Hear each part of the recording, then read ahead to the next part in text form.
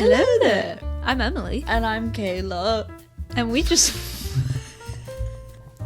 want to talk movies and TV shows. Because today we have reached the end of all things that are good in this world. This is truly the end of an era. It is. That's right, folks. We are finally giving our full review of Stranger Things Season 5. The final season ever. It's gonna be a long episode. Probably. There's lots to say. There's lots that has been said. Yes. On the airwaves. Yes. But we're here to set the record straight. We're here to give the objective, correct opinion on the season, and you all need to have the same opinion. Not biased at all. No, not biased at all. I haven't been a super fan of this show for 10 years. No, that's not true. I'm coming at this from a completely objective place. 10 years. Jesus. It's crazy. It's almost like I'm grieving something, because I'm like, my whole teenage years revolved around the show, and that's quite a intense time. And I was the same age as the characters, so like a lot of what they went through throughout the seasons was mirroring some stuff that I was going through, and so it almost feels like I'm saying farewell to a bunch of my friends. Mm-hmm. And what am I supposed to do now? We gotta find something else. Well, we have Heartstopper for a fraction of a second longer. Oh, I know. Then we have to say goodbye to that. This is just awful. And you know what? I am angry that they decided to release the finale of Stranger Things on New Year's Eve, because now I have to mourn Christmas at the same time that I'm mourning the show. This is not right. It's nice to go into the new year and be like, we say goodbye to out with the old and with the new, as they say. Yes. Today will be basically our farewell episode to Stranger Things. I'm sure I'm going to cook up more ideas that are Stranger Things based for episodes of podcasts in the future, but this is our last, I was going to say while the show's still airing, but it's not. It's no longer airing, it's off the air. But it's our last time, talking about it in the present tense, I guess. Not in the past. Oh, no! That made me so sad. Okay. Let's start. Do we have any news? No, it's all Stranger Things today. It's all Stranger Things news. The last one, probably. The last one. Unless, well, you know what? They're coming out with a little animated series, so I'll probably talk about that. Supposedly they're going to be doing a spin-off, so I'll definitely talk about that. And if they ever release a recorded version of the play, we could do a review thing on that, and I'll definitely be talking about that in the news. But anyway, for now, no news. Let's jump in! So this season is kind of strange to talk about. Strange. Because they did release it in a very unique way. I mean, I guess they did the same with Season 4, but with Season 4, they released it in 2 volumes, mostly because they were they wanted to get the season out, and they weren't done editing it because of COVID. So it was kind of it wasn't built to be split into volumes, so I don't really view it as Volume 1 and Volume 2, I just view it as one season. This one, it's kind of unavoidable not to view it as separate volumes. So I guess we should start with Volume 1. Volume 1 released the day before Thanksgiving? For some reason, I thought it was the day after. The day before Thanksgiving. And I had to rush home from school because I had to work on a group project. And I ran upstairs, and it was 5 p.m. That's another weird thing about this release schedule, was it didn't come out at midnight. So I didn't have to stay up all night to watch them, which was nice. But I'm usually busy at 5 p.m., so it was kind of stressful. Anyway, and then Emily got to watch it with me for the first time. Usually I watch it first, and then I immediately make Emily watch it as well. But this time, it was us together. And it was crazy, folks. So I guess we should start with general likes and general dislikes, and then maybe go into more specifics. So I will say, a general like I have is episode 4. Yes. I was gonna say, there's a standout. Episode 4 is by far the best episode in this season. Just not even because the ending is so good. I feel like the whole episode has so many moments that are really great. It's very similar to like the sauna test and Dear Billy. They're both like, they have these epic finales, and a lot of people like view them just because of their epic finales, but they're good all throughout. There's juicy stuff throughout and great comedy. I love the whole mission in the barracks and the flooding bathroom, and the memes that have come from it are just phenomenal. Mr. What's it? Oh, it's so good. Another like for this volume and this entire season is Derek. What an exceptional little guy. I was worried mainly about them introducing like a bunch of new kids, because I was like, I don't tend to like when like the finale of a series starts focusing on new characters, because they're like, oh, it's the new generation. Overall, I don't feel like they did that too much, maybe in a couple areas, but I don't feel like it did this season any disservices. But Derek, he was a standout. Derek was that character who is only in one season but stands out in the season, and he didn't die. Yeah, which is amazing. Yes. I knew. I was like, they can't kill this kid off. I'm like, this is going to be the one, though. Like, the one... There's always that character in Stranger Things that's in one season, and you hate that they kill them off, but thankfully they did not. Derek made it. Derek. I thought a couple times that he wasn't going to, but... The true duality of man is dipshit Derek versus delightful Derek. Yes. It's so true. We all have a dipshit Derek and a delightful Derek inside of us. Those are my two wolves. Yes. Yeah. So that's great. Other general, I mean, I have a lot of likes. I will say, I'm gonna put it out there. This is my least favorite season, but that doesn't mean that I don't like it. Yeah. There's still a lot of likes to be had. Will in general gets a really good arc, especially in Volume 1. Volume 2. We'll talk about. Yeah.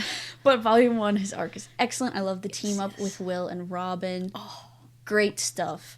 I do like that they brought Holly into the forefront, just because it gave us some great Wheeler family dynamics that we haven't gotten a chance to like really dive into, but have always been there. So like the Mike Nancy team up in episode 2, one of my favorite sequences. Love it so much.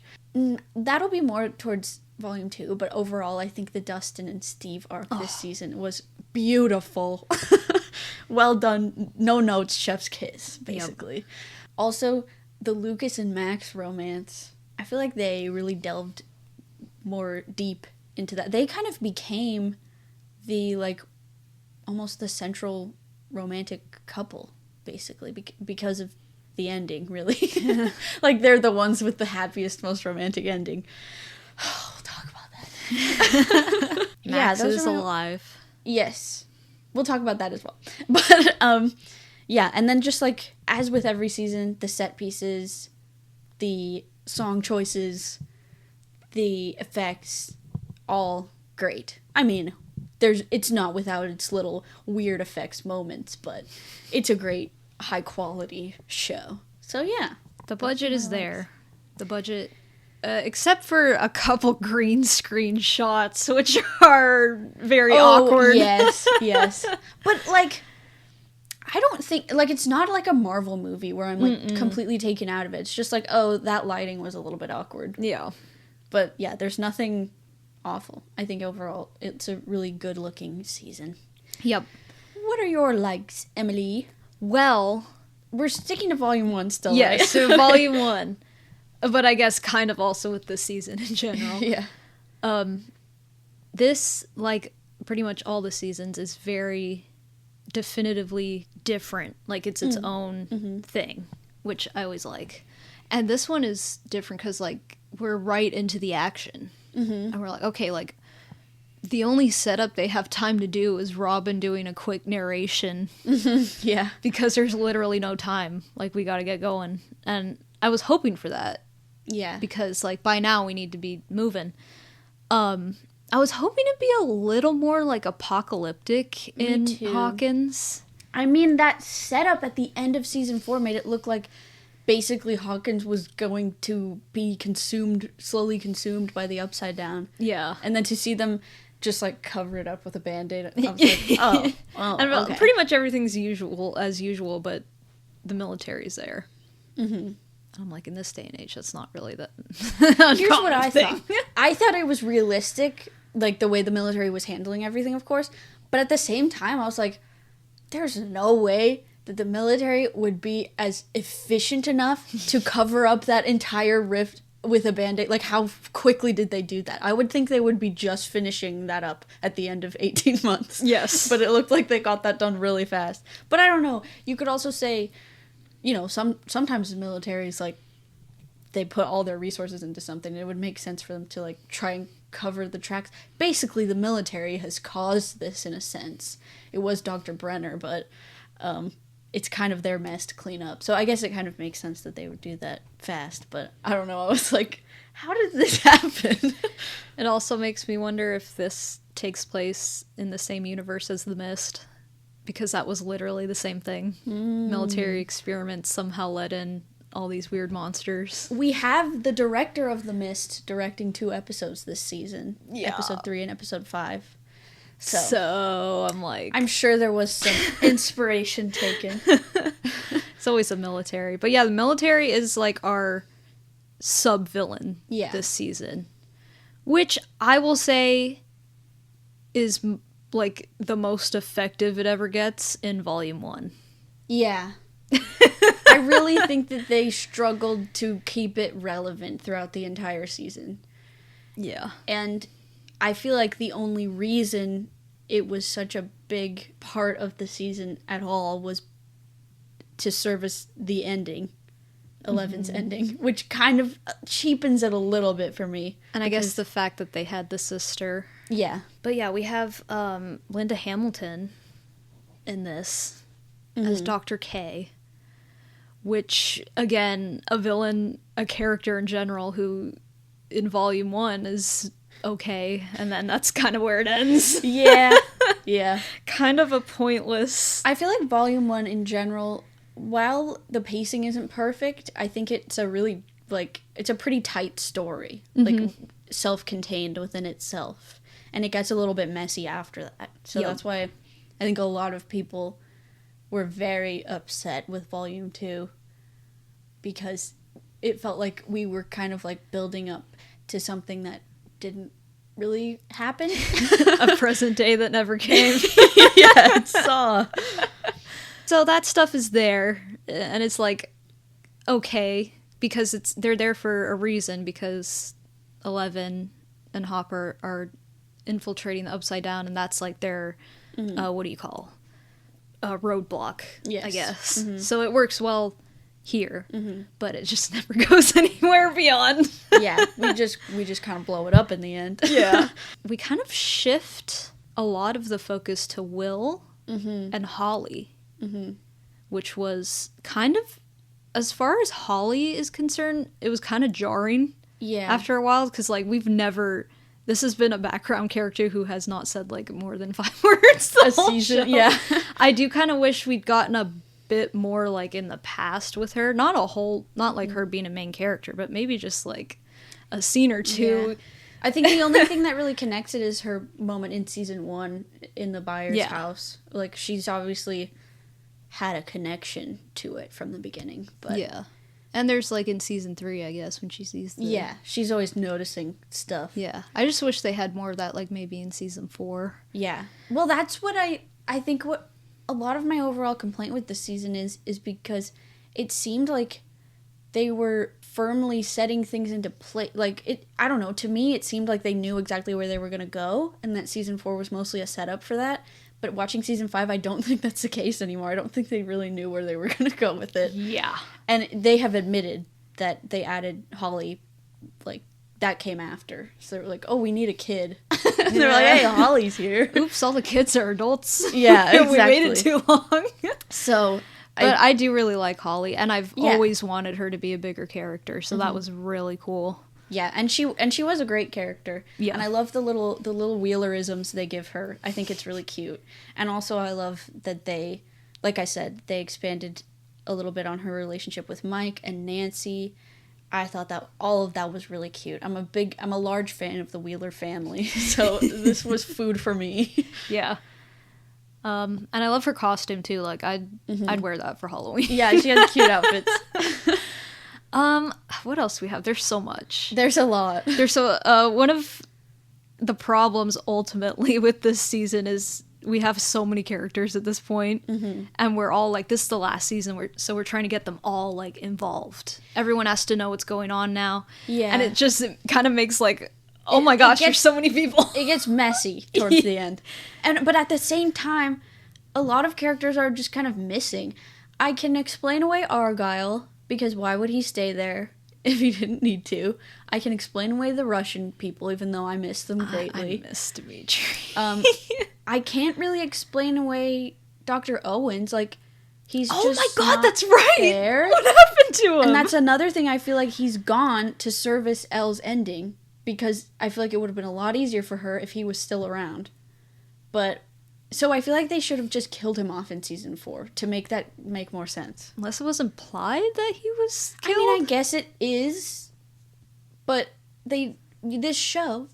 unless they show a body, you can't believe anyone's dead. That's the rule of this show. He'll have a spin-off show. I know. So, like, that's something that kind of bugged me. I mean, Susie's gone, but that didn't bother me too much, because, like, it would make sense that Dustin broke up with her. Just, like, stop talking with her, because Dustin's not doing very well. Yeah. A lot of people are really mad about that for some reason, though. Max's mom doesn't bother me too much. What did happen to Max's mom? Do we ever see her again? No. She might have died in the... Oh, we don't even know. That's kind of weird to not know.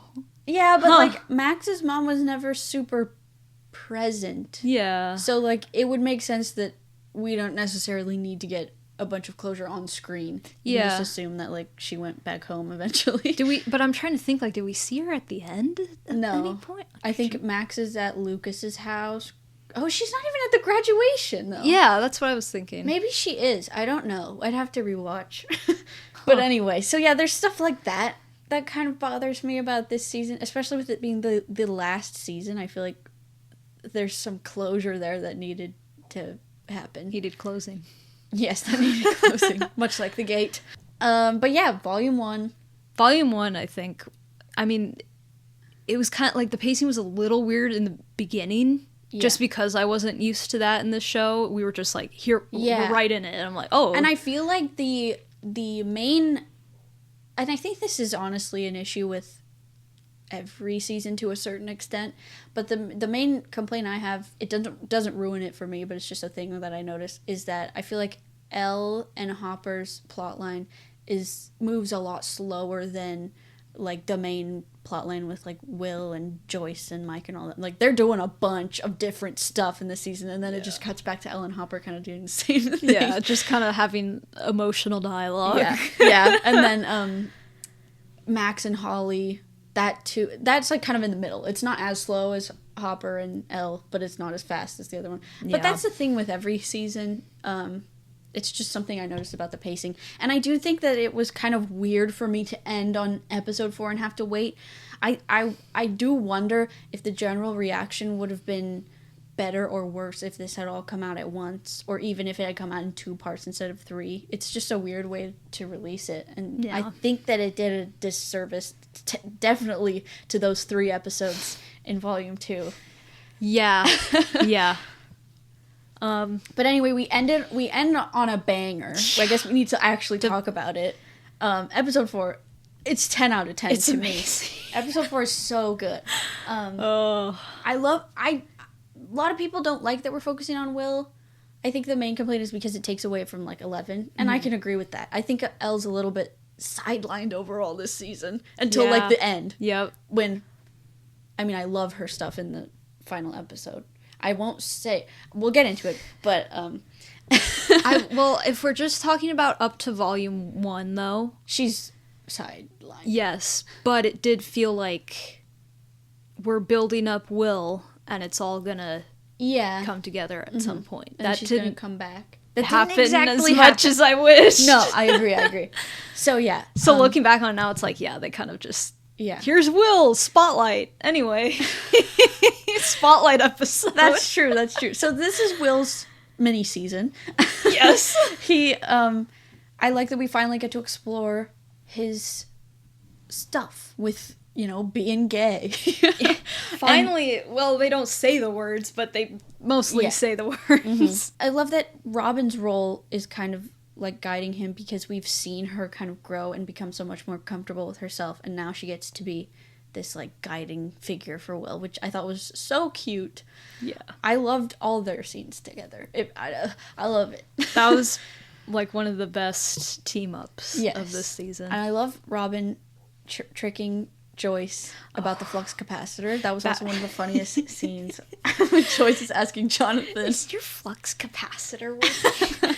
Just wanted to make sure that wasn't messing with your connection. Oh God, why would you do that to Joyce? But still, no, that's mean. It was great. The scene where she's like, "I knew that was your bowl cut." Great. Oh my God, they finally make bowl cut jokes. I know, they needed to. And then, we get episode 4 when she like gives him that little pep talk about her realizing that her identity does not have to be attached to this first crush that she had, and she doesn't have to be accepted just because this crush might accept her. She can accept herself and be okay with that. And it's so beautiful the way it comes back at the end, and we get to see little film reels of little Will and Mike and little Jonathan. Oh my God. And I love how it's all of the memories that they were giving Will in season 2. Yes. It's like specifically those memories. I thought that's a great callback.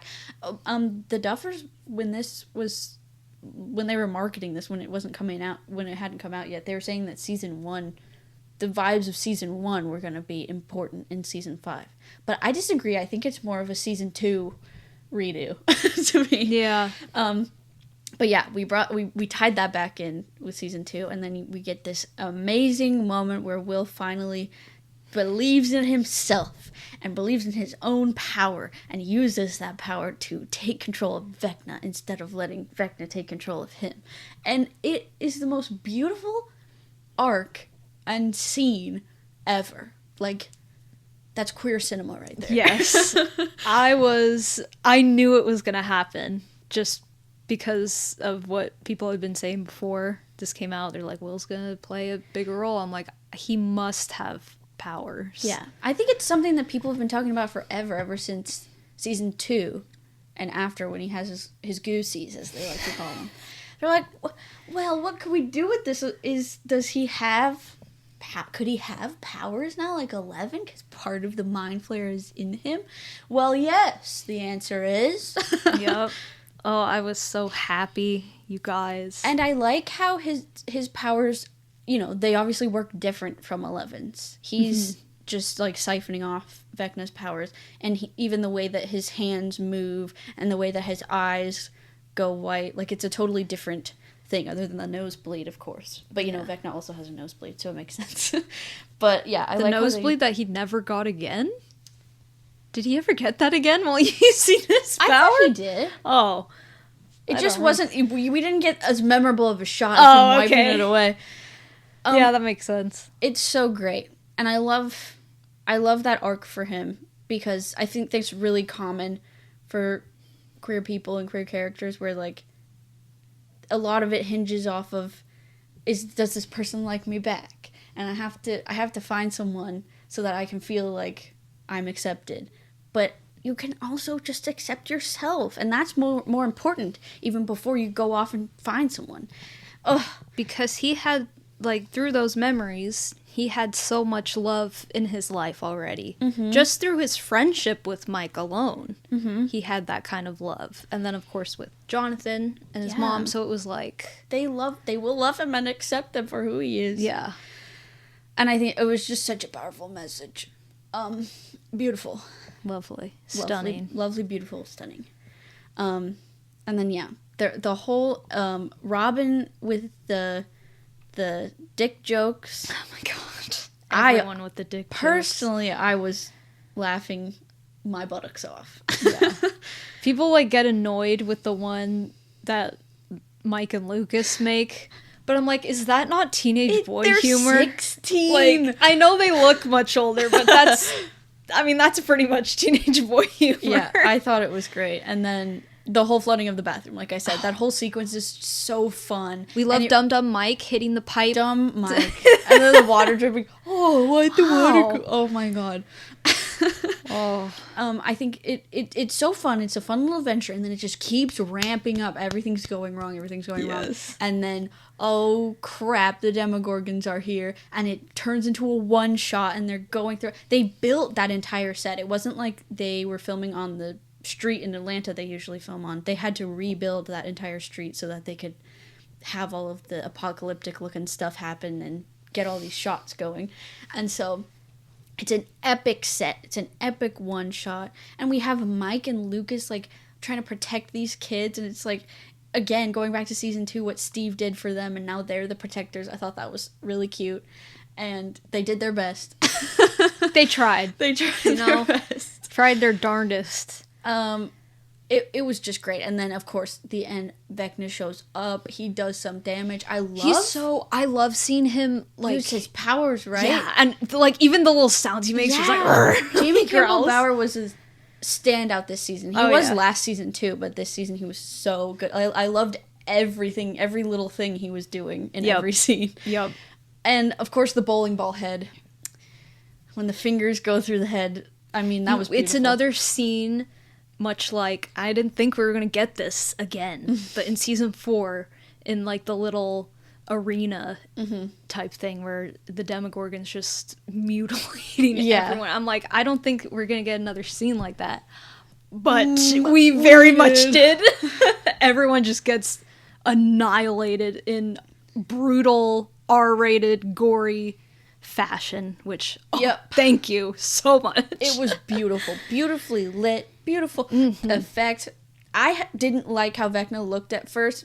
It's definitely grown on me. I still think season 4 he looks better. I like the all practical look, but the snatch waist throws me off. That shot of him walking out, and it's kind of like waist up, I guess. The lighting looks so good on the effects. Like, it's beautiful. I just want to, like, eat it. It looks so good. Oh, God. And you can tell that, I knew that his face was pretty much practical, so I'm glad they at least were able to do that. And it is kind of cool how his look evolves, because obviously it's like he's kind of been healed by the vines and the Upside Down, so I kind of like that they were trying to do something new, but I do much prefer the mostly practical look of season 4. I miss the dad gut. I liked it. You know, we had to be reminded that he's human. He has a little, like, cinched little belly button now. I know. I'm like, why is that kind of sexy? I'm like, is this because has the power now to reconstruct his look, and he's like, you know what? I am getting rid of this gut. Yep. I've been forced to live with it for how many years? My fupa. The upside down version of Ozempic is just like making the vines give you a snatched waist. He's like, join me. My powers give you the most snatched waist. Oh, yeah. And then, that moment between Will, he's just like, you were so easy to break. That was why I chose you. You were, like, so easily victimized. And Will is like, he's like, bitch, what? Not anymore. Oh, I love it. So that's volume 1. We waited a month for volume 2. Here's what I was hoping for. Well, what was I hoping for? I don't know. My main gripes with this season was that I wanted Elle to have a bigger part and her to come back and, like, her and Will have a team up. Yep. I wanted more Mike and 11 scenes, but that's just me. Apparently. God. I asked and I received, and I was... Like, why did I ask? I was killed. I was shot multiple times. I was betrayed. I was then shot. Anyway, I just wanted, like, a ramp up of the Max and Holly storyline, I guess, which we got. We got a cool... I was mostly, like, satisfied with the Max and Holly arc. But shall we go into broader things about season 2? Obviously, it did not deliver on many of the things that I wanted. I thought that episode 5 was pretty good. Oh, I loved episode 5. I liked the sequence where Will uses his powers again. Yes. That was awesome. That whole plan was cool, and I love. I didn't mention just the arc in general of Will and his mom, and how Joyce is like, she's kind of like the orchestrator of this plan now. She's like, yeah, Will, you've got to do this. I believe in you. I loved that. Yeah. We also didn't mention the Turnbow trap from Volume 1. I did love that sequence in the Turnbow family house, and I love that Mike finally gets a weapon and he finally gets some shots in.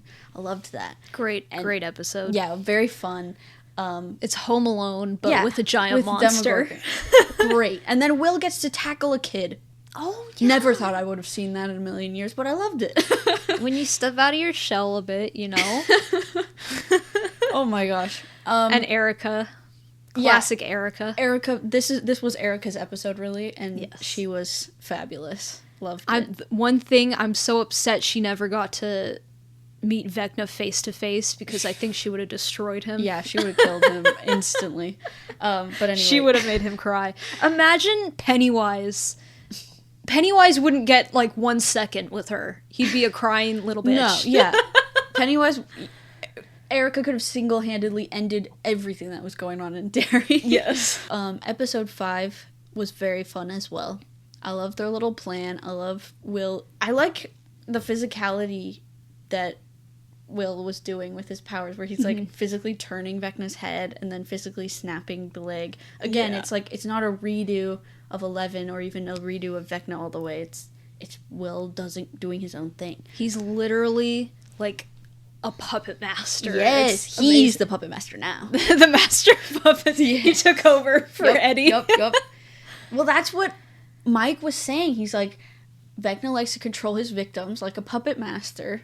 So why don't you just, like, do the same thing? Yeah, pull a Uno reverse. Another thing I like overall is that Mike, they expand more on his, like, his care with other characters. He, like, is the character who gives everyone a pep talk, and, like, he knows their true potential. And he's the coach. He's the coach. Put me in, coach.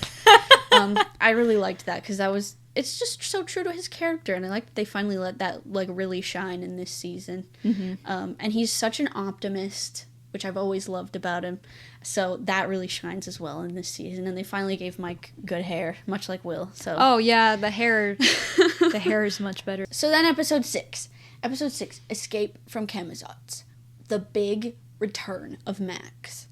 What else happens in this scene? In this Karen.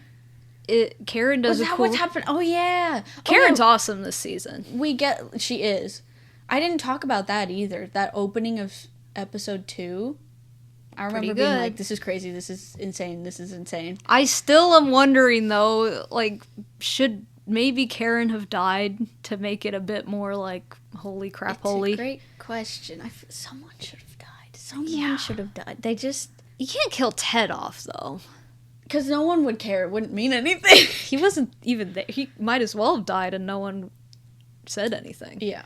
But I do wonder... I don't know. I feel like it's difficult because then you have to do so much with that afterward. Like, okay, now they're only with Ted. That's what are they... The thing about this show is, like, it doesn't take killing off its characters lightly. If it were to kill off a character, the whole season would revolve around that. So I think that's why they didn't want to do that. And she, at least, I would say, like, she got messed up, and it was serious. They weren't like, oh, yeah, and it affected the plot. Yeah, because she was there, and they had to do that whole mission to get to her to talk about Mr. Whatsit. So I'm not upset about that. It's just a question, like, would it have been better? I don't know.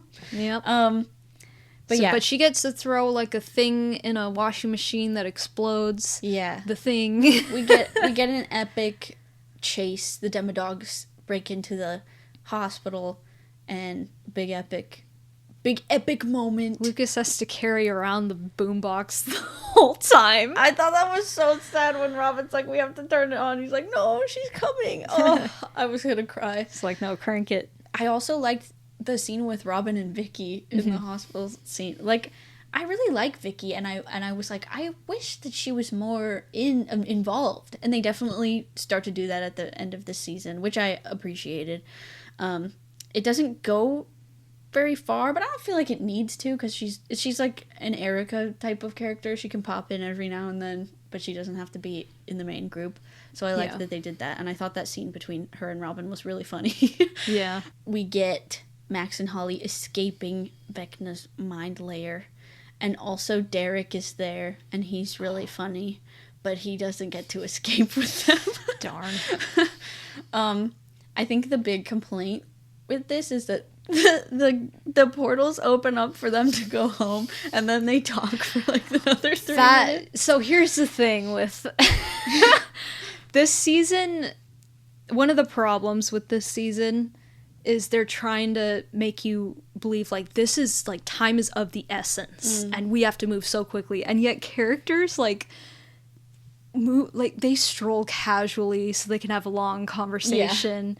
They pause and they have an emotional monologue, and it's like you're not really selling that this is like a we gotta go kind of moment. I think overall the stakes are too low this season. Yeah. One, because it's a bunch of kids that we don't know. I mean, Holly kind of like fixes that a little bit, but again, it's like, I don't know. It felt way more urgent when it was Max in trouble. Like, she's a character that has been established and, like, we really care for at this point. And then, there's a lot of that where it doesn't feel epic or urgent enough.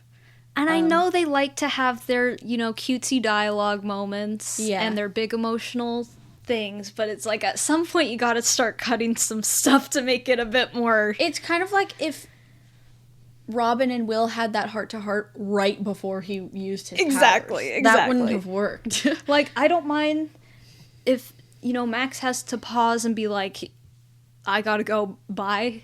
And she's like, well, what? And she's like, no, listen, you can do this. Blah, blah, I believe in you.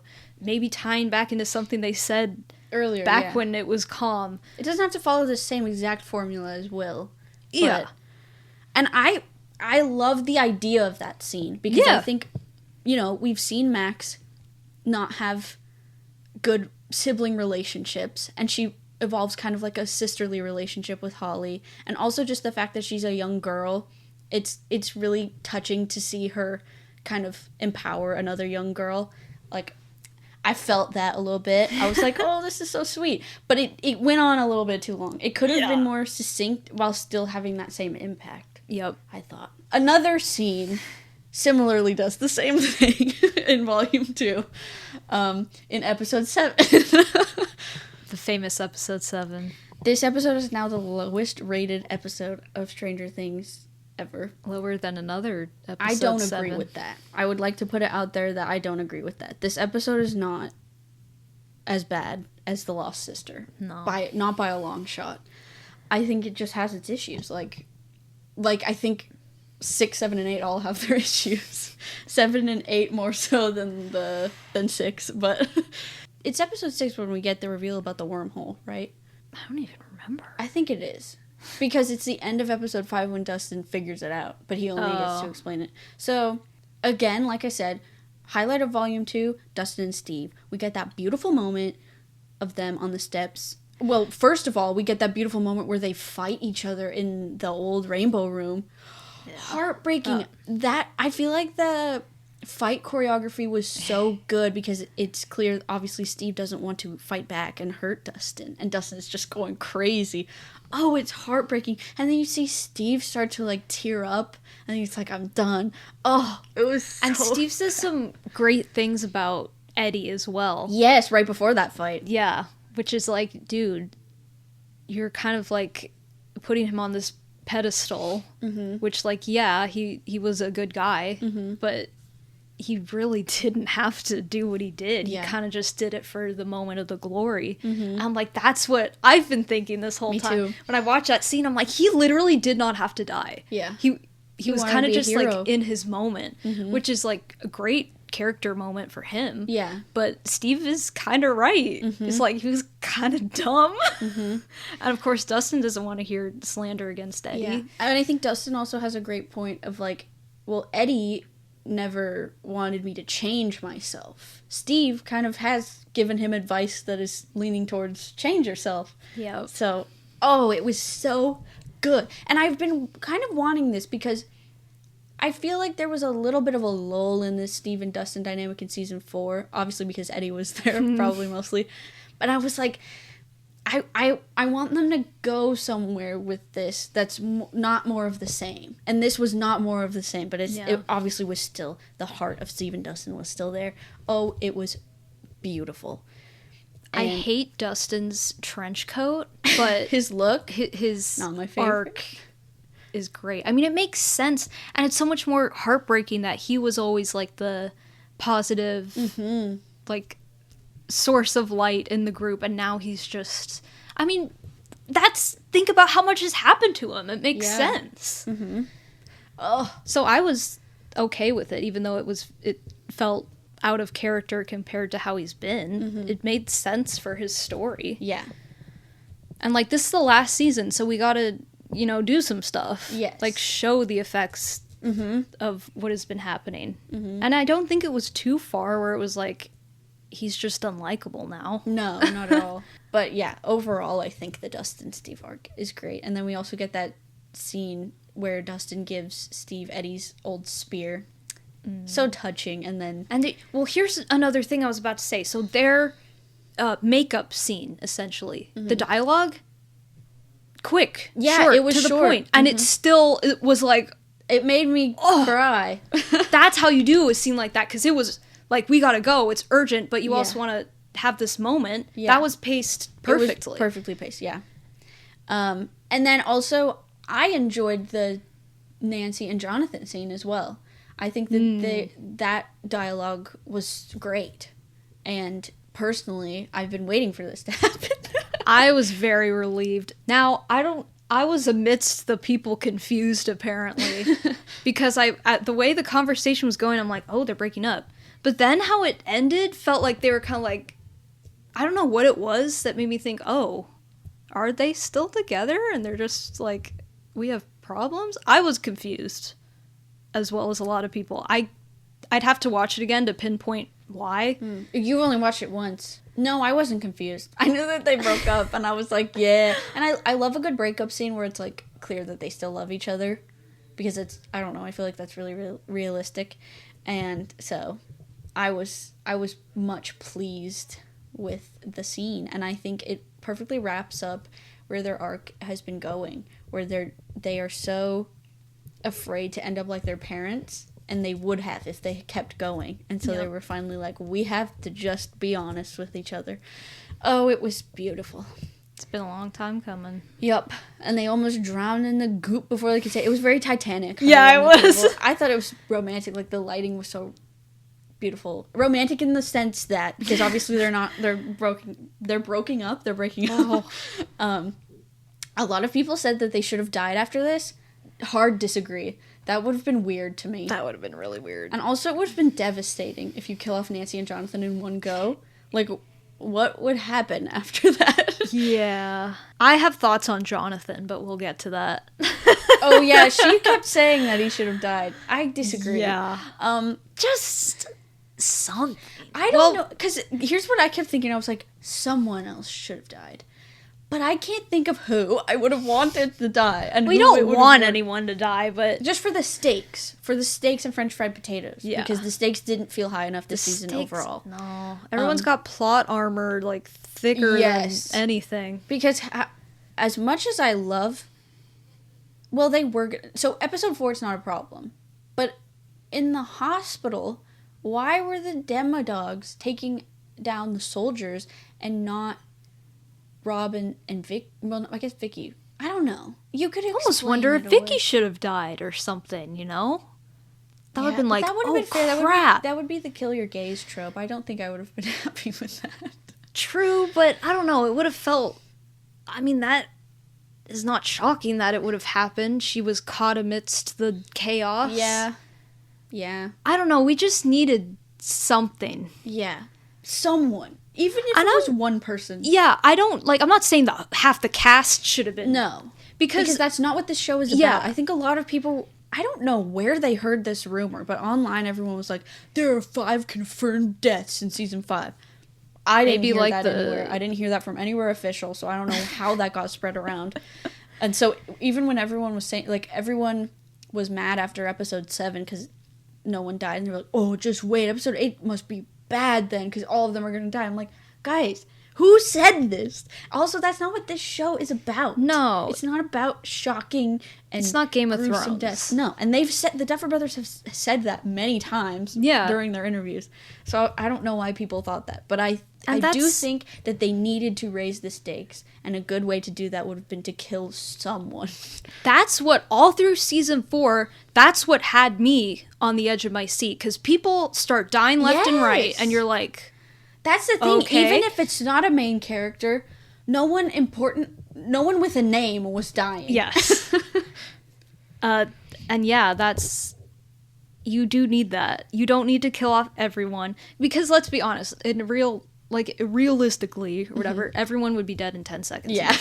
We like the escapism of it. Yeah. The whole point is, like, this ragtag group of nerds and kids become heroes. Yeah. So I don't think it would be...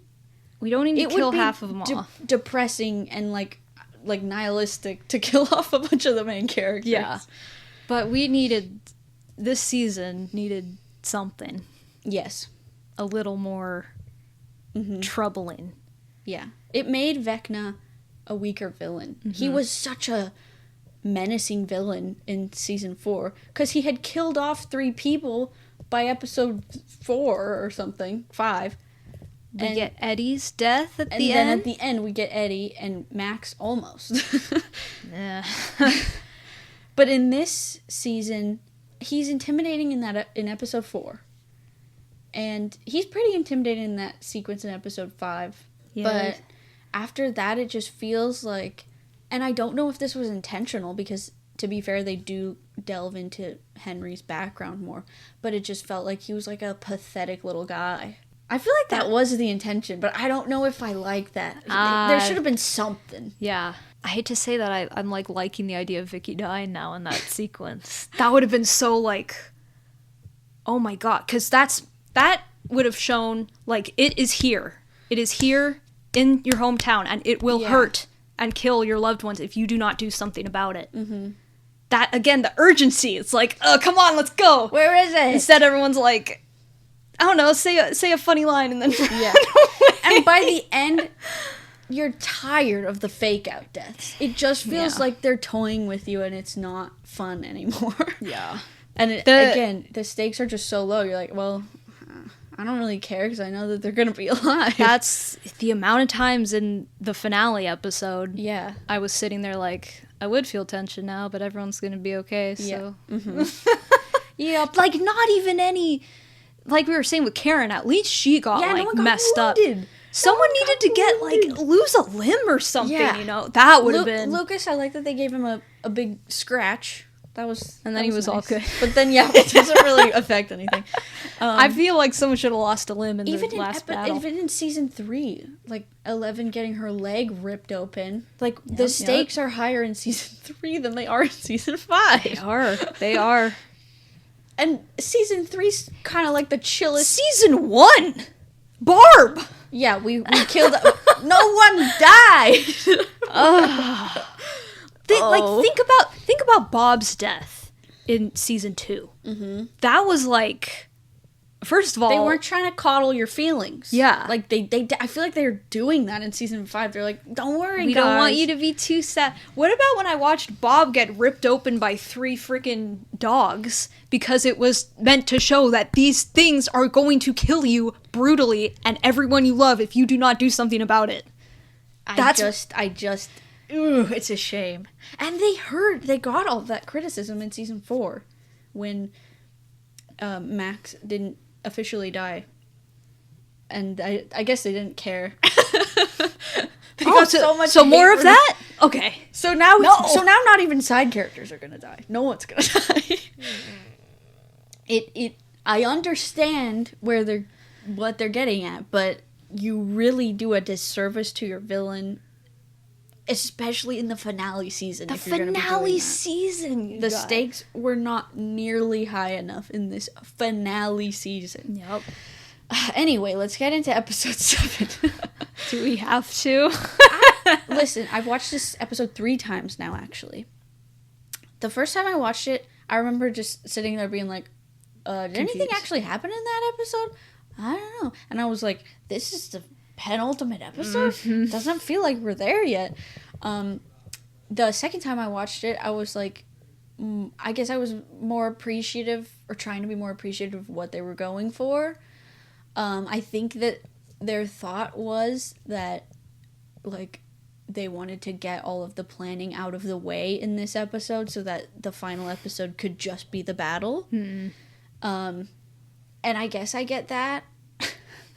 But I feel like there should have been maybe, like, the start of the final battle at the end of this episode to, like, get us really going, and then, like, something big happens and it ends on a cliffhanger, and then, you gotta wait a week to see the rest of this. That would have been great. And again, I feel like the way that it's released also did a disservice to this episode, because I don't think it's much worse than the other two episodes in quality. But because it's the last episode that they gave us, there's going to be more writing on it, especially after episode 4 at the end of volume 1. So, like, I don't know what they thought the reaction was going to be. It doesn't deserve a 5.5. It doesn't deserve to be lower than The Lost Sister, but it's just kind of a lackluster penultimate episode. I mean, I was thinking about this the other day. Go back to the penultimate episodes in every other season. Will gets, like, snatched, I think. Again. Season 2, Mike and Eleven reunite after a big battle with Demodogs. Season 3, the whole party reunites after Eleven rips a thing out of her leg, and what the hell's happening there? Season 4, Papa dies. We have that big epic, like, thing where they're going into the Creel house with the Separate Ways playing. Oh. Season 5, episode 7. We're on a truck. Will came out.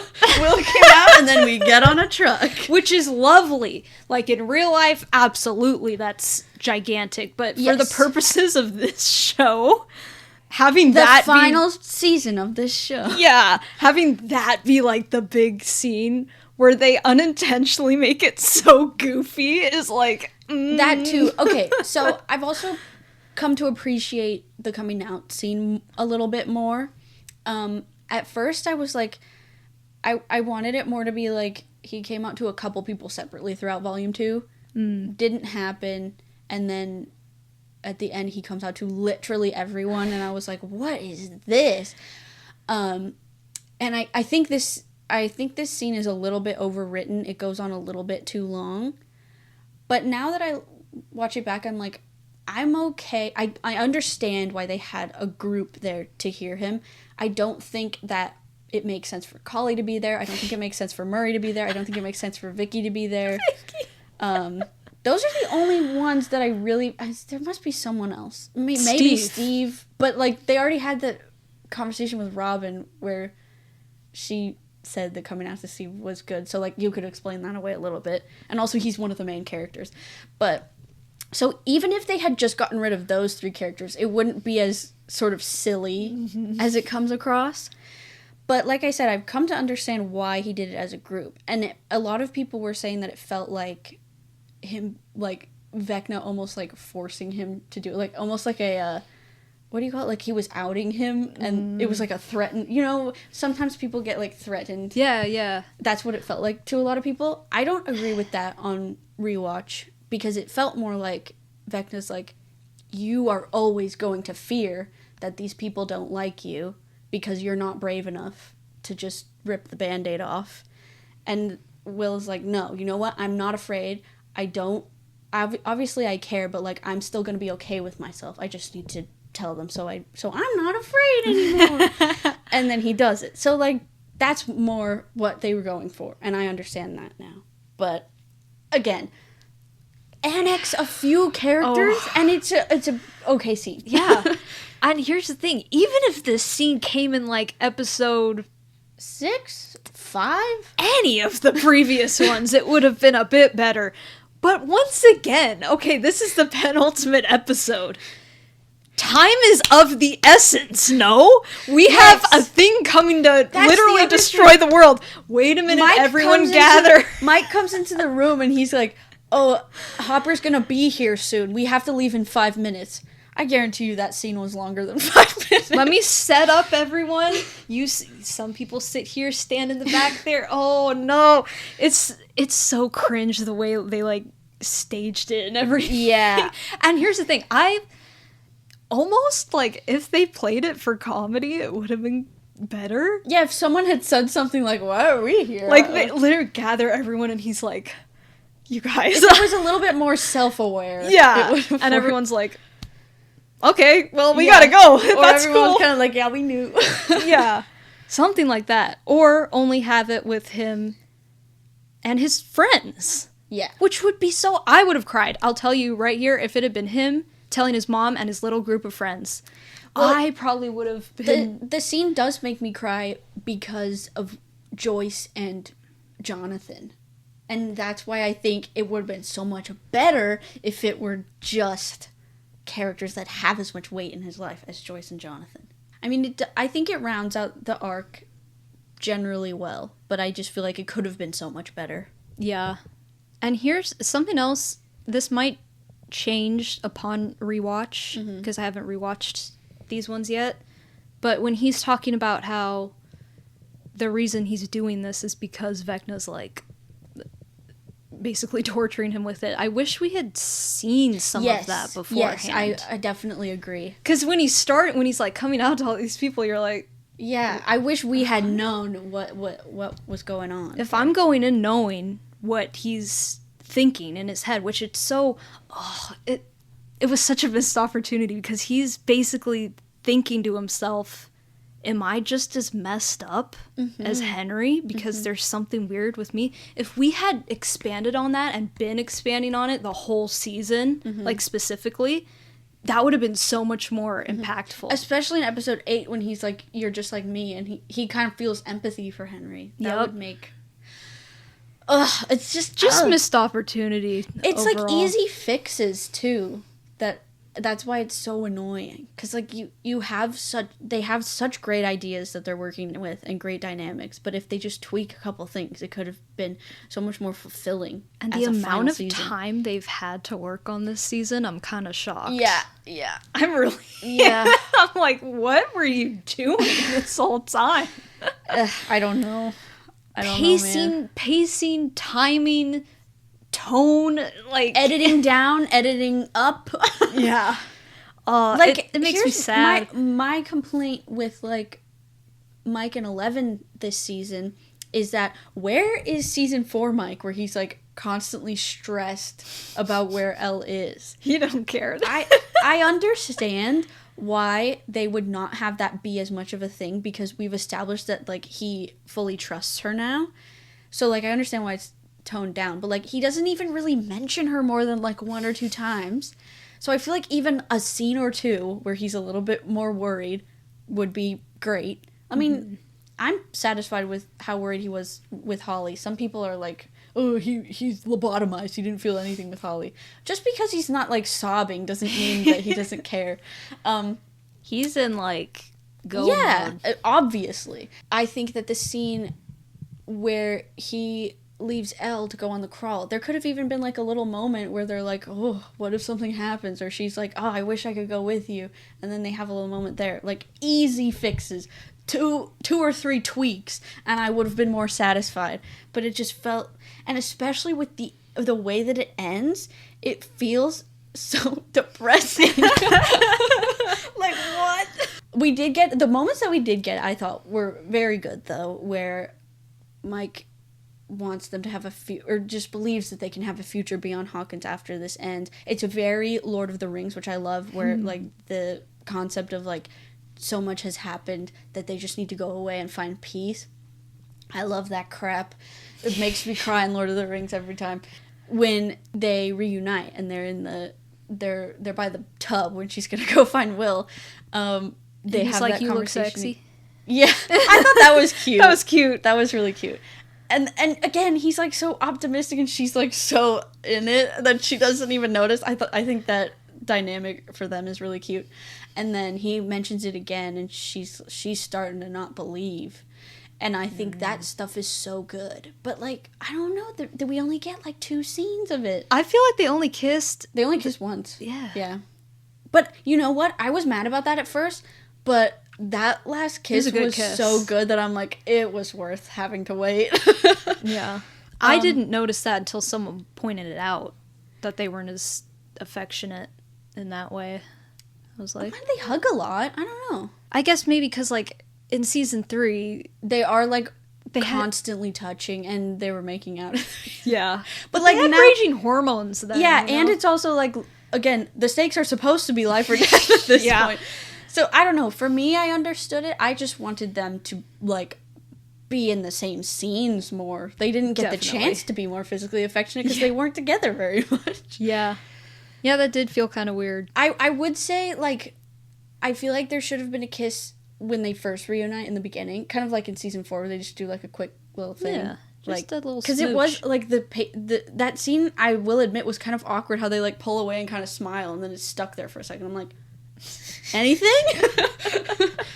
Awkward. But, yeah. Anyway, onward and upward. Where are we now? The upside down is a wormhole. Oh yeah, I forgot to even go back to that. I don't like it. I'm sorry. I don't think I do either. I don't like it at all. It provides us with some explanations for certain things, like why the gate couldn't be opened in Russia. But again, you can explain that away with, like, the fact that the gate had been opened before and all of this started here. I guess just, like, yeah, the focus on Hawkins. Oh, why it's frozen in place. But even that, I don't understand really. Okay, so, anyway, it makes for a really epic looking finale, because they're, like, they're not, I mean, it would have looked cool if they were in the upside down, but still, I liked that new, like, yellow lighting. I thought that was cool. And you hate that usually. I do. It wasn't orange. I was like, it was yellow, okay. We can work with that. Yeah. But here's my thing. This whole show has been about, like, what is the upside down? What are all these things living in the upside down? It would have felt better to me if they had just focused on the upside down. Now we have a whole new world where apparently all of this stuff is from, but, like, why are there particles in the air in the upside down? Why do the vines work this way? We don't see vines in the abyss or whatever they call it. We don't see the monsters in the abyss. No, and the Duffer Brothers are shooting themselves in the foot with all of the interviews they've been doing lately, because their answer to all of the questions about the lore that they've left open or just ignored is like, I don't know. I'm like, I can you tell. had 3 years. Here's the thing. I was hoping, and this goes with, like, my theory I had with how it was gonna end. Mm-hmm. I was hoping it was gonna be more, like, fantasy based, where it's like this mystical realm, and Vecna's like a god in it, controlling it. And instead, they're trying to go more like the science fiction route. This season was very, like, sci-fi. Yeah, which I guess, I don't know. I just like the fantasy route more. Well, in this case, it could be both. I like the idea of, like, a being in an alternate dimension that wants to consume and control a bunch of different worlds, and it starts with Hawkins because this little girl opens a gate and she banishes this dude into it, and I think that is a cool idea, and it should have focused around that instead of suddenly at the last second introducing this wormhole plotline. Oh, they were so, like, I wish we gotta have a twist. I tried to like it so bad because I was like, I mean, it looked really cool when they revealed it, and it was like, I mean, it was certainly a surprise, but I feel like it didn't change much, and it changed too much at the same time. Ultimately, they reveal it like it's this huge revelation that changes everything. I'm like, what does it change? Literally, what's different about what we have to do now? They have to go a little bit further to find it off. They have to travel further. I don't know. It was a weird thing to put this late into the game. Yeah. And they did have this, supposedly they had this plan since after season 1 when they started planning season 2. I don't buy it. I'm sorry. I can maybe buy it. If that's true, the pacing of the reveal is way off, because now you have to explain the upside down and the abyss, because we still don't know what is the deal with the upside down. Why does it look exactly like Hawkins? I mean, maybe because I don't know. Maybe I'm not a scientist. I know. I'll be honest. When Dustin was explaining the whole thing, I was sitting there like, so would a wormhole look like a replica of the real world? Like, I guess it's supposed to be like a combination of both worlds, but that doesn't explain the particles. I don't know. Like, also, is it cold in the abyss? Because why does it like it cold? It's cold in the upside down. Space is cold. I don't know. I don't know. See, here's the thing. A finale, they're going at this thinking like, yeah, this is going to answer all the questions. You created more questions when you were supposed to be closing this all out. Yeah, I have many questions. I guess my main question is, huh? I don't know. It made me feel dumb. Yeah, I'm not that level of a science fiction fan. I'm more of like, well, I did read a book with a wormhole in it once, but it didn't work like this. So I'm like, I don't understand. Okay, here's my main question, I think, is what the hell, why did Vecna need 12 kids? So season 4 makes sense. He kills kids to open up gates, and then they merge and become a big Papa Gate. And then obviously he's opening rifts in the abyss as well so that they can come down and sandwich and merge. But why doesn't it work the same way? Why wouldn't he also have to kill the kids? Why are they just being fed goop? It attempts to explain why he did what he did with Will, but I feel like I already understood that. I understood like he wanted a spy. Did he want 12 more spies? He's already achieved opening gates, so why does he need more spies? I'm confused. It makes me feel dumb. I don't know, maybe I'm just dumb. Someone explain it to me. Maybe. I don't know. I mean, I like it allegorically of him, like, taking control of the children because they're easy to mold and, like, that being the root cause of the world going to hell. That's true of real life. Yeah. But it doesn't make sense lore-wise. And I almost feel like the Duffer Brothers didn't really care that much. They more so cared about closing out the character arcs, which I will concede that if it had been the opposite way and they had really explained the lore but not closed out the character arcs, I would be more disappointed in this season than I am. Like I said, I still like this season. It's a good season of television, but it's disappointing in a lot of ways. I think I would have been completely devastated if they had not given care to the characters. They definitely give care to all of the characters. Care to some of the characters, it feels more like they're punishing them, but but they at least like paid attention to them. Well, then, and don't create all this stuff. Like, you know, it was simple in season 4. We knew what was going on, what his goal was. It felt like they were revealing stuff that, like, was interesting and made me want to know even more. Here's the thing, and here's what I wanted season 5 to be after season 4. Season 4 was supposed to be when he's trying to accomplish a mission to do something. And he did that by the end, and that's why it was so, like, and now he's doing it again.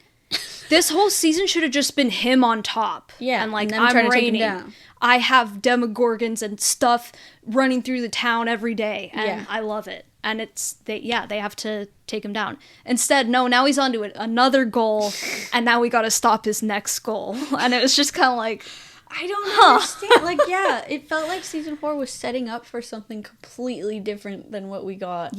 In season 5. Shall we talk about the finale? Yeah, the big finale that we saw in IMAX. Yeah, we got to see it in theaters. I don't regret it. I think it was really fun. That was amazing.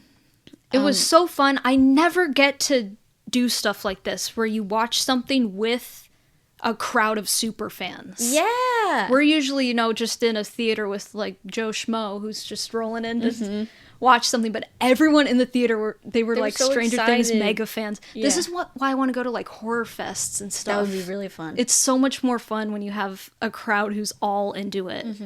Like everyone in that theater had seen all of the seasons, and we And we were obsessed enough to buy tickets to this thing, even though we could have just watched it at home. Yep.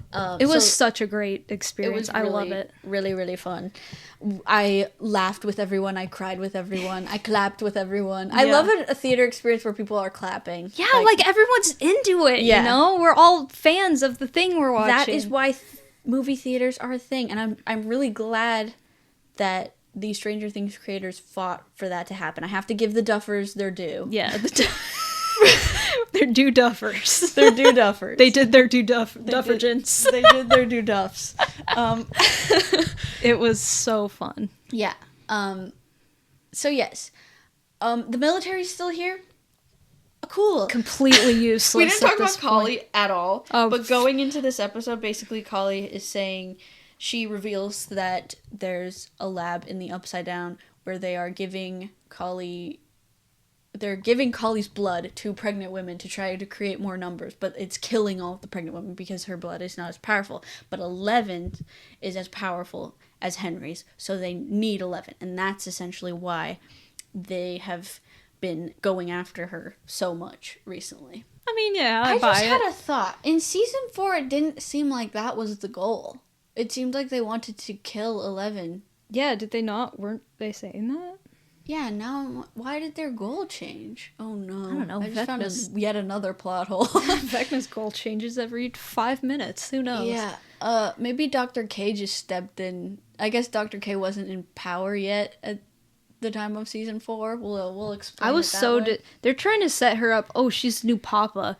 She does nothing. I know. I was kind of. This was such. Shame. What do they call it?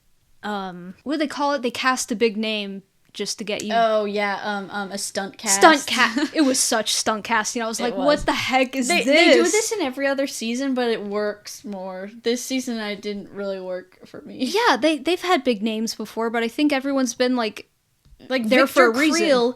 Victor Creel was there for a reason. Yes. Larry Klein was there for a reason. Sean Astin, he was there for a reason. Everyone. Matthew Modine, obviously. Yes. So yeah, it did make me kind of miss Papa, but like we had to get rid of him. So yeah, so they're back. They find out the gang's plan. So that's like the big hole in their plan they didn't think of. That's the stake where the stakes are supposed to be at. Because once we get to the abyss, the final battle is quite short. Now, I don't mind this as much as some people do. I am not an action sequence girly. I tend to space out. So the thing I love about Stranger Things is like you get like 2-3 minutes of action, we get some character moments in there. 2-3 minutes more of action, we get more character moments in there. That's the reason why one of the reasons why I love this show so much.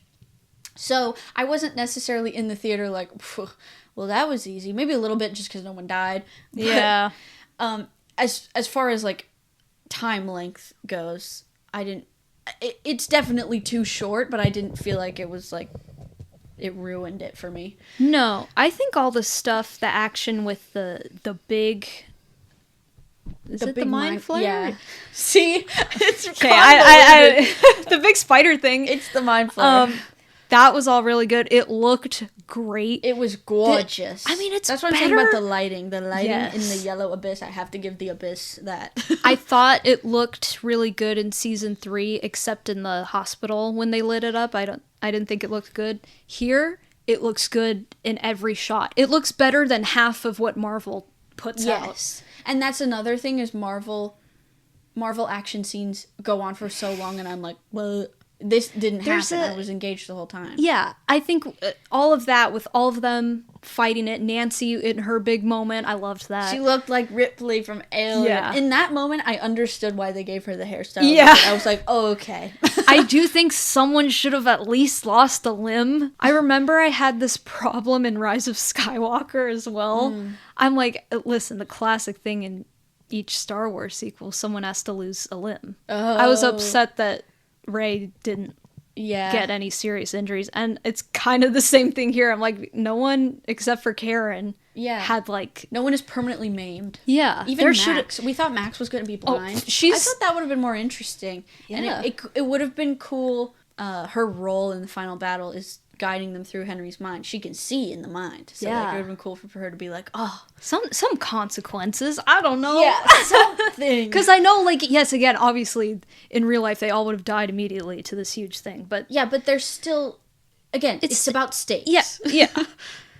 But anyway, all of that I thought was paced, like, great. I loved all that. The inside battle that 11 has with Vecna, I think that could have been just a bit longer and a bit more dynamic. That could have even been when the monsters from the Upside Down finally arrive. Yes. And then they can't help her as much because she's battling the Demogorgon. And then that's when Will can step in and be like, and he can do his thing again where he kills.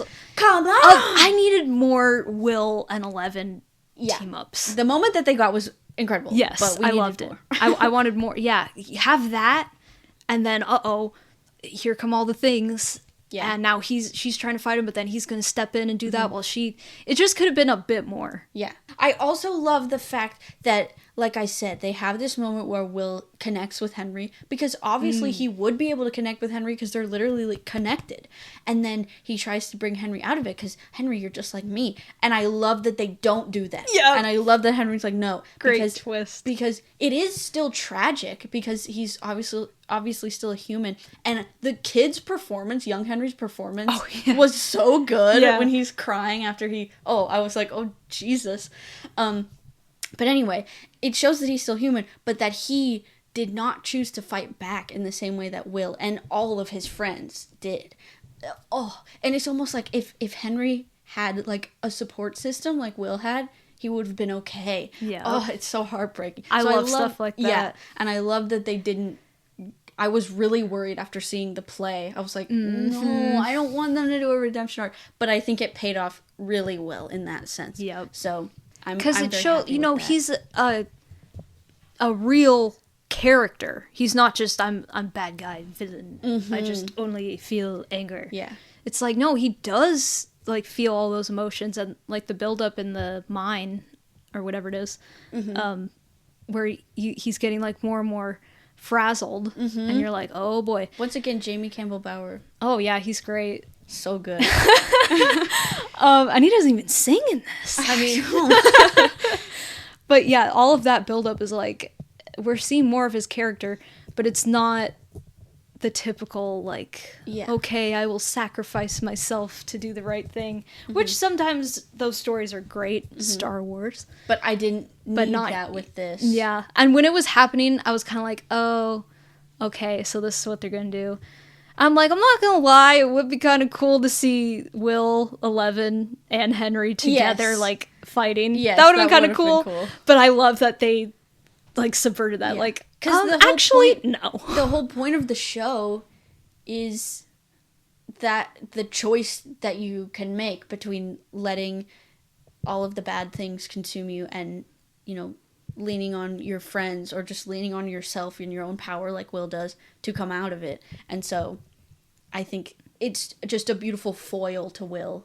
And obviously, and 11 and Max, like all of them, it's a foil to them. I appreciate it. And you almost feel like why he targets them so much is because maybe he's like jealous that they were able to fight. Because he's them. And I think another thing, this was a little bit more of a theory than like something they actually confirmed, but the mind flare, when it's like curled up in that spiky position, it looks like a thing on this poster that Mike has in his room, and I feel like it's supposed to be a way of like, Henry's kind of a nerd too, well, he was, we know that from the play. Yes, so it's kind of a little nod to the fact that he could have been friends with them in another life. Definitely. Which is devastating. Yeah. So, it's very Star Wars, actually. It is. Will gets in there. He's like, well, I guess he's not going to be good. So then he rips off Vecna's big hand arm. Lovely stuff. Great. Lovely stuff. And then Elle takes him out, impales him. I love a good impalsion. So does Vecna, apparently. Yeah, he's kind of moaning, which is weird. It was not the close-up of his face, like, oh. Yes, and then the gang comes in, And he's just... And who gets the killing blow? Oh my god. The G Winona Ryder. Amazing. This is almost more impactful when you've seen the play because, like, Joyce kind of, like, tried to help Henry, and then you just see her be like, bruh, what have bastard. You done? I tried to help you. The editing here was so good. Yes. This is one of the times where I was, like, on the edge of my seat, like, oh, because all the it's coming to a head, no pun intended. Like, I love, you flash to each of the characters and the trauma he's caused them as they look. Good. Brilliant editing. Oh my god. Oh my god, I loved it. It was so good. Fantastic. It's kind of weird that Jim's not there. I know. But I do enjoy the scene where Vecna gets in his mind. Yes. Because that was a thing that I thought in season 4. I was like, if Hopper were there, he'd be kind of toast. Because Vecna can easily feed off of him. I like that they got a scene together. And I loved just the pacing of that scene, the initial where he sees the cans of the chemicals, and then the lighting, it becomes orange because the chemicals fill the air, and then you see his daughter. Oh, it was back to, like, spooky horror stuff from season 4. And then he shoots the thing. When I saw the holes in the thing, I was like, oh, did he just mess up the thing, or did he, like... And then he opens it, and I love how this was shot, where you just see the blood. Yeah. And you're kind of like, oh, he, like, injured her or something. No good. And then you see she's dead. She's just dead. That's when you're like, okay, well, obviously that's not real, but... Yeah. To him. Once again, I do wonder why Vecna wouldn't just make him actually kill her. I think the way that I've explained this away in my head is that the tank was actually bulletproof and it couldn't have killed her. Yeah, I'm like, did he shoot? And maybe it did, like, crack the glass, but it didn't actually kill her, so... Yeah. Vecna's standing there like, dang it. Well, I guess I'll try another tactic. Just make it look like it. Yeah. So, yeah. You know, it's a little plot hole that I can brush aside because the scene was so well done. Yeah. But yeah. And then he messes it up. And he messes. No! It's preying off of Jim's ultimate weakness. It's the classic, like, this is something that they do in The Last of Us.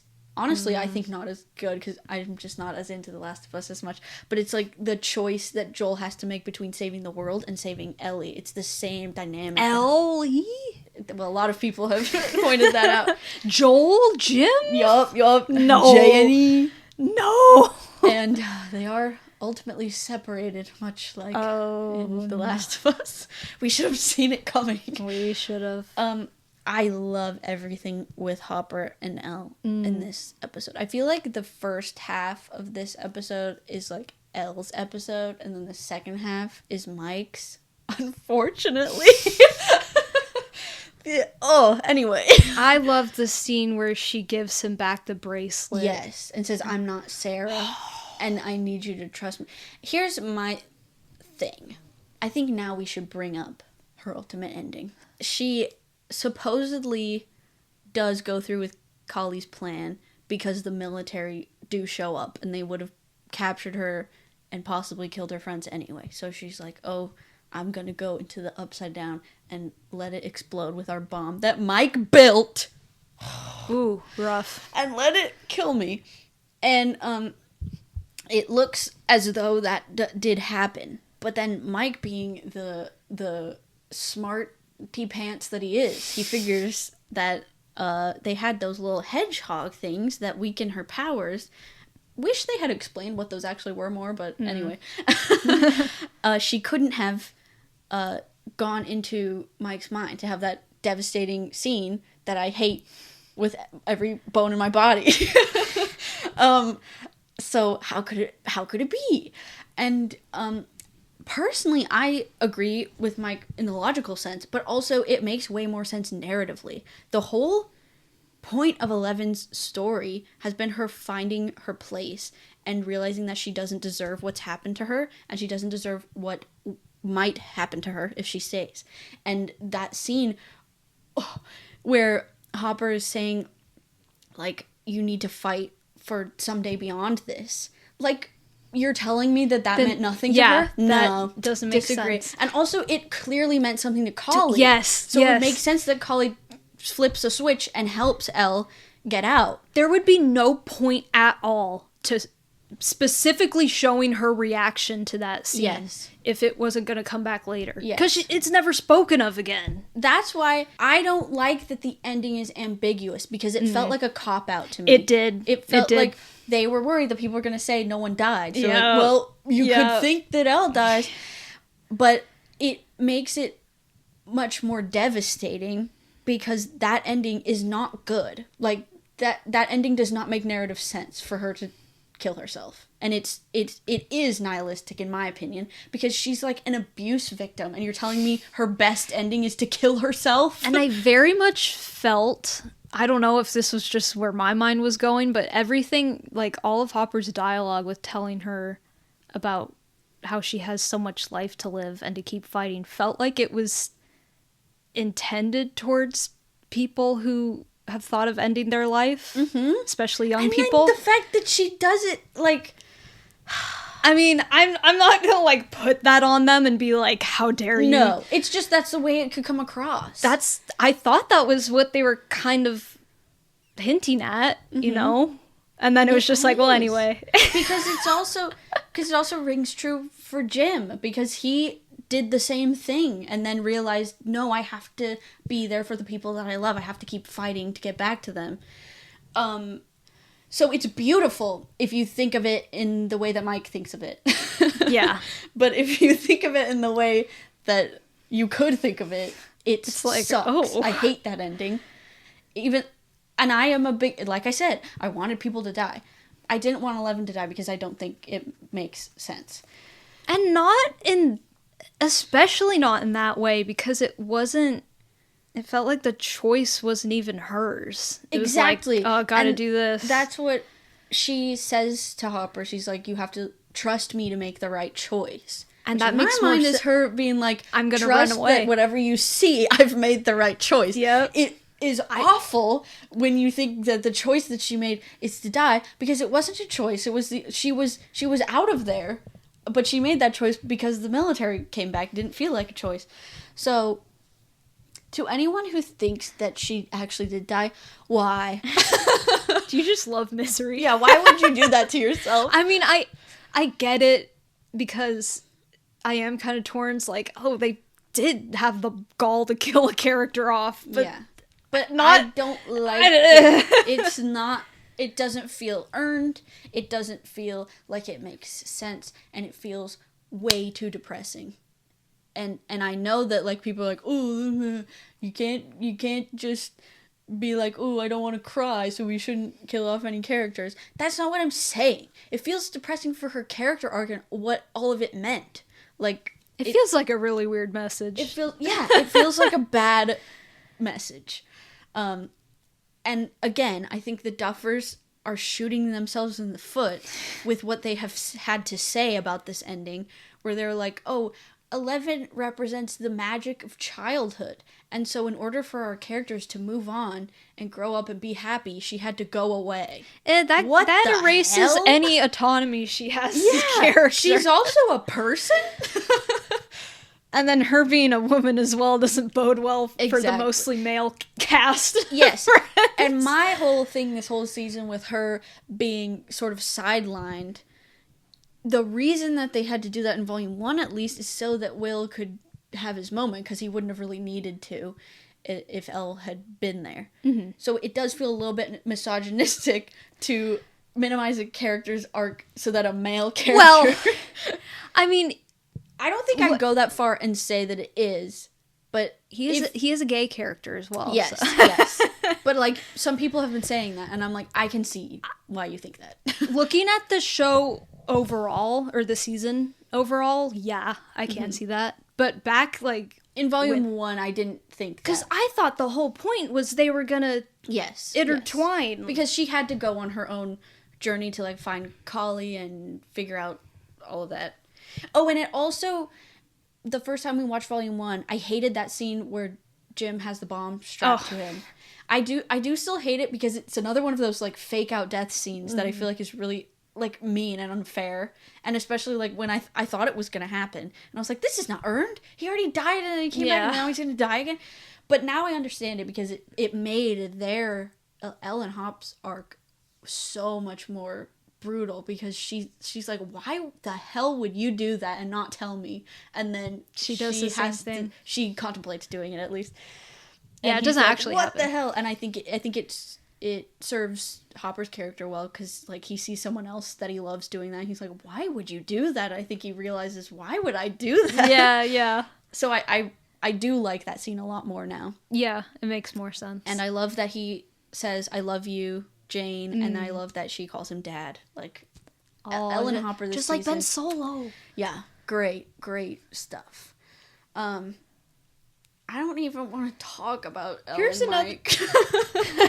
Here's another thing. Why do you set up this villain, Dr. K, and then nothing? That's the other thing, is the Duffers have also said, even if the ending that Mike dreams up is real and did happen, we don't see her ever connecting with her friends again. We don't see how that would be possible without endangering them. So, but the military left immediately after she was gone. They're not interested. The Cold War's gonna be over in a few years.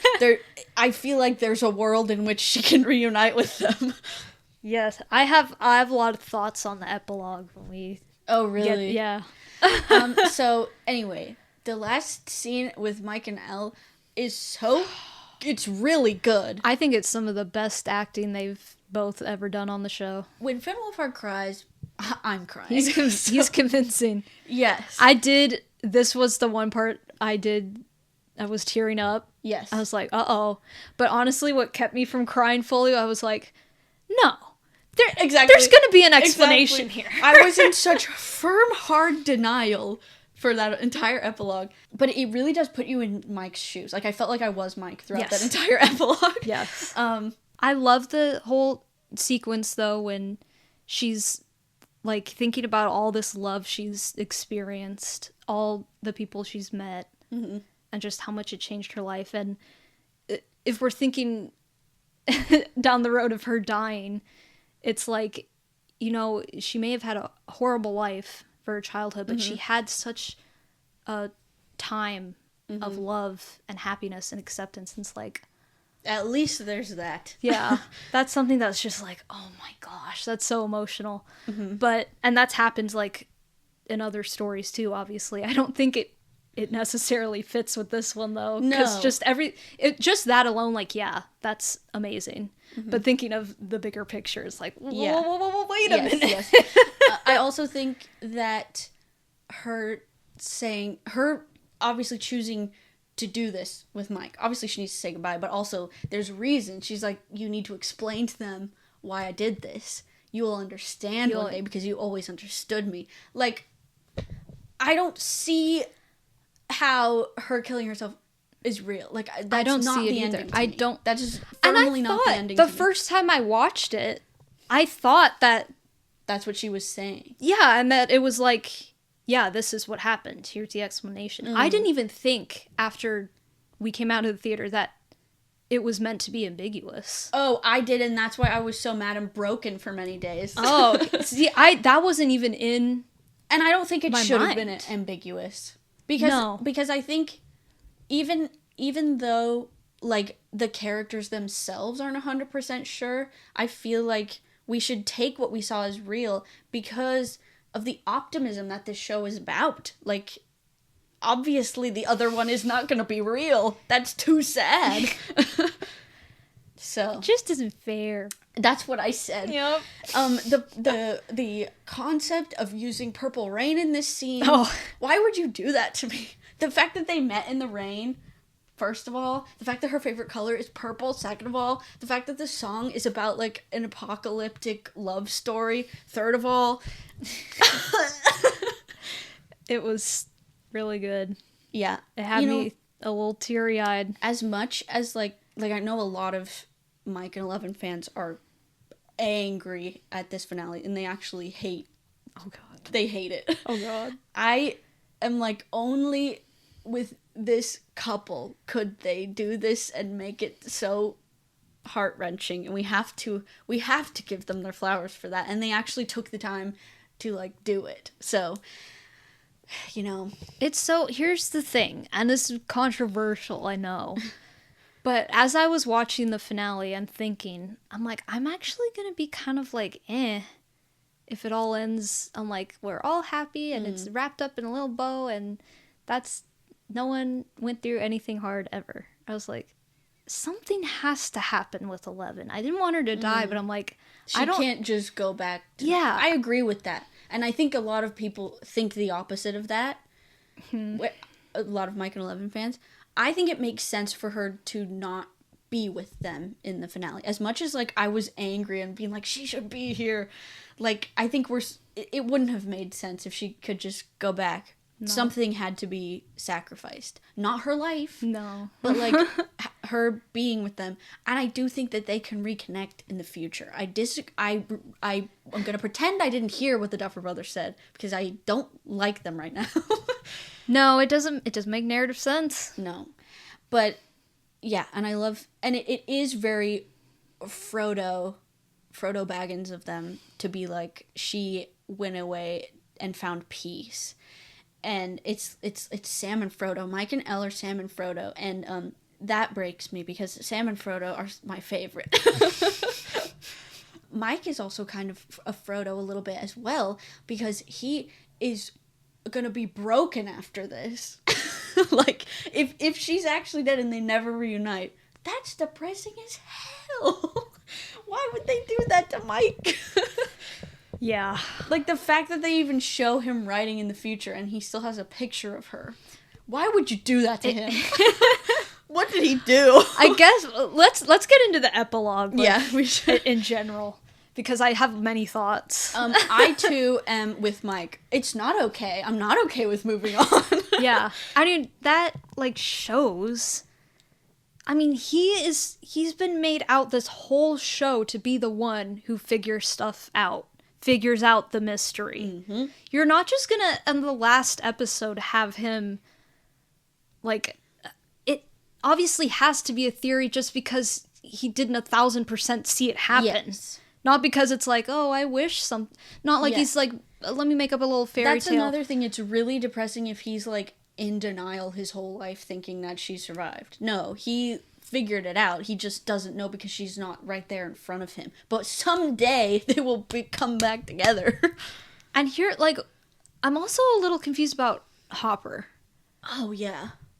I don't know how I feel yet about his reaction, because obviously I don't want him to be devastated either. We're trying to move him beyond. Yeah. So my only thought, though, because he seems to have accepted it and is like, I just need to move on. And I think that's why I love the scene where she's like, I'm not Sarah. Mm-hmm. It finally got through to him, like, this is not the daughter that I'm, like, trying to make her into.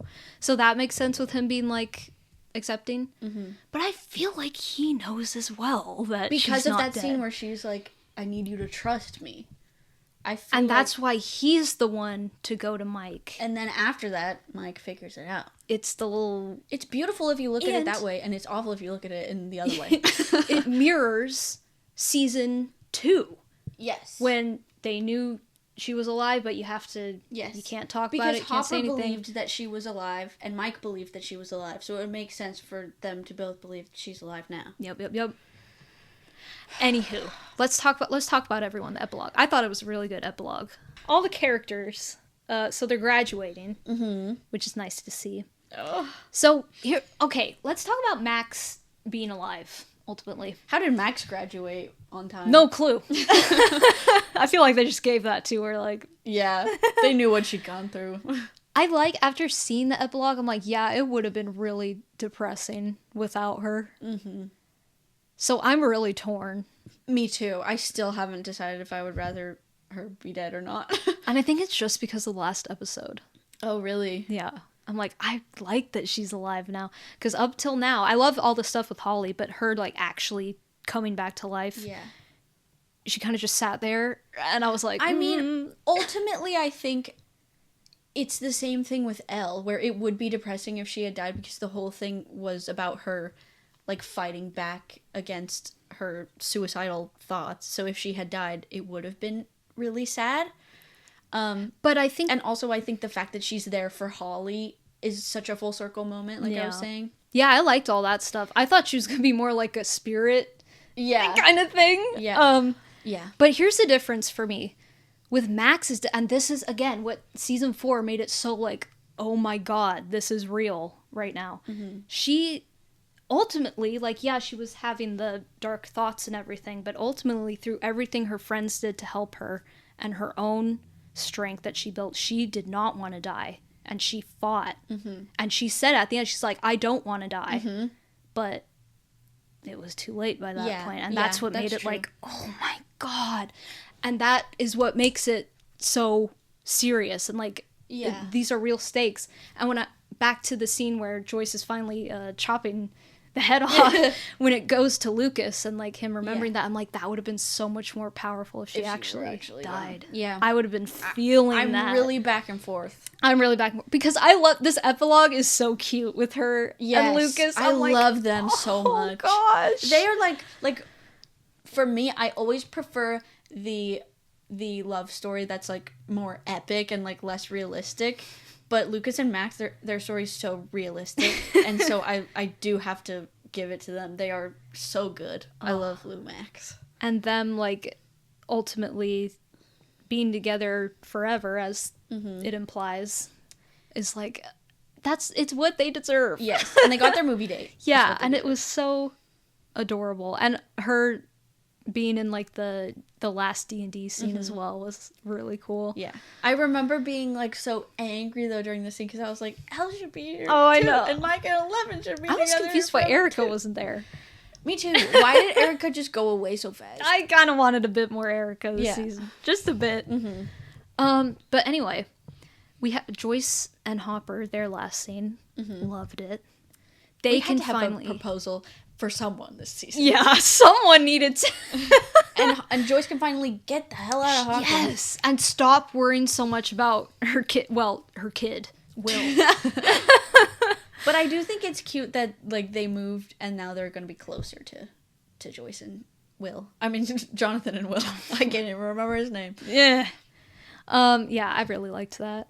Another part that I was mad about was like seeing the Byers family all together and Elle is not there. Like that was what I always wanted, was for them all to be together. Yeah. But you know, you have to be sad at some point. It can't all be in a perfect little thing. Who else do we have? Oh, the teen characters. So I like the scene on the rooftop. Oh, it was so bittersweet. Yeah. Because it felt like it was one of those things where like they're obviously all moving on. It felt like they weren't acting. Yeah, it did. When I saw Steve start to tear up, I was like, "That's Joe Keery." I know. But it's nice to see them all like finally find, because all of them felt kind of like they were like, I don't really know where I want to go in life. And here they're pretty like solid. They found something. Mm-hmm. But it was also like, I don't think any of them are ever going to really see each other again, which was like, even though they said they would. It was one of those things where like, let's say we're going to meet. Yeah. But they're off doing their own thing now. And it was like, oh. So, I love that Steve is a coach and a sex ed teacher. Yes, that's amazing. Perfect ending for Steve. Because I think there's something to be said about, for some people, staying in the town that they grew up in is enough. And that's okay. Yes. Yep. And it doesn't have to be okay for Nancy. That's why she doesn't end up with Steve. I love it. Yep. It was really nice. I am kind of... I don't know. Steve and Robin... I'm like, I feel like you guys are still gonna like see each other every now and then at least. I hope so. Steve and Robin has like to you continue. Can't. Yeah, they can't leave each other now. They have one day they'll work at the same place. Yeah, like maybe Robin will become a teacher as well. Yeah, something's gonna. They're Miss not Robin. Through. They called her. The kids called her Miss Robin. Miss Robin. But yeah, Nancy and Jonathan, I think are. Yeah, they're gonna be doing big things. Yeah. Jonathan, here's the thing. I think a death that would have made sense to me is Jonathan, not just because I hate him. I have to give my final thoughts about Jonathan now, I guess. So I'm not saying that once he broke up with Nancy, he has no purpose, but it feels like he would have made sense to die protecting his brother or Nancy. Mm-hmm. And that would have been a death, like, yes, sad, but something that was like, because, I mean, no offense, but it doesn't seem like many people care too much about Jonathan, so how much would it have really affected the plot? It would have affected Will bad, though. I don't know. Killing off Jonathan, I don't know if I would have liked. It depends on, like, they could have done it in a dumb way. Yeah. But just, I feel like if I were to pick a character... It would have been devastating just because Joyce is so focused on protecting Will that, like, she forgot to protect Jonathan. Yeah. But again, it's like, that would make Joyce look so bad as a character. Well, I mean, he's an adult, so... I know, but still. I don't know. That would have been my pick, I think. Okay. I really don't know. Because I was going to be like, maybe Steve, but after the arc that him and Dustin go on, I'm like, no. I can't lose Steve. Yeah, I really cannot think of anyone that I would have killed off. Fair enough, Duffer Brothers. Fair enough. Jonathan and Vicky. Put them on the hit list. I can't do it. It all depends on how it's executed. Yeah. So I can't really say. How they execute. How they execute the execution. But anyway, Jonathan, unfortunately, I'm still just annoyed with him. He ended up a creepy film dude. I think he's going to get Me Too'd in the future. He did not redeem himself ever for taking naked pictures of Nancy. That's so true. And he still has a camera. That should be taken away from him. Yep. He's like, do you have a basement? With a boiler room. I did love the Jonathan-Steve arc being closed out. Yeah. The moment where Jonathan saves Steve's life, I have to say I teared up. That was in good. The theater. That was I teared good. up. That was a good one. Here's the thing, though. Here's the thing. Imagine if it's Will about to go off the thing and he has to do something to save him, but then, oh no. And they're like, and he's like, that would have been it's devastating. Okay. See, that would have made me like, holy crap. For Joyce, though, like, the whole thing is her trying to save her son. If her other son ends up getting killed, it's like the Hunger Games almost. Yeah, that's a good point. But I mean, come on, you gotta do something. I know. We're literally the writer's room right now. I know. I can put her in a coma. Oh my god. So yeah, Jonathan, you were good for one season. And then I was still annoyed with you. Yeah, you were good for one season. Well, I like him in season 2. You were good in 2 seasons and a couple scenes. Yeah, I liked him a couple scenes this season, but then he just annoyed me again at the end. So goodbye, Jonathan Byers. I'm done with your creepy We don't ass. have to deal with them anymore. Imagine he gets the spin-off. Oh my god. They would not do that. No one would watch it. No one would watch it. Jonathan has some stands, and, like, you're valid, but he's still kind of creepy. When are you gonna He is not sorry for taking those pictures. No, now, as an adult, he's like, yeah, I'm glad I did that. So then we get them in the basement, the final D&D game, mirroring the end of season 1. I love it. I love it.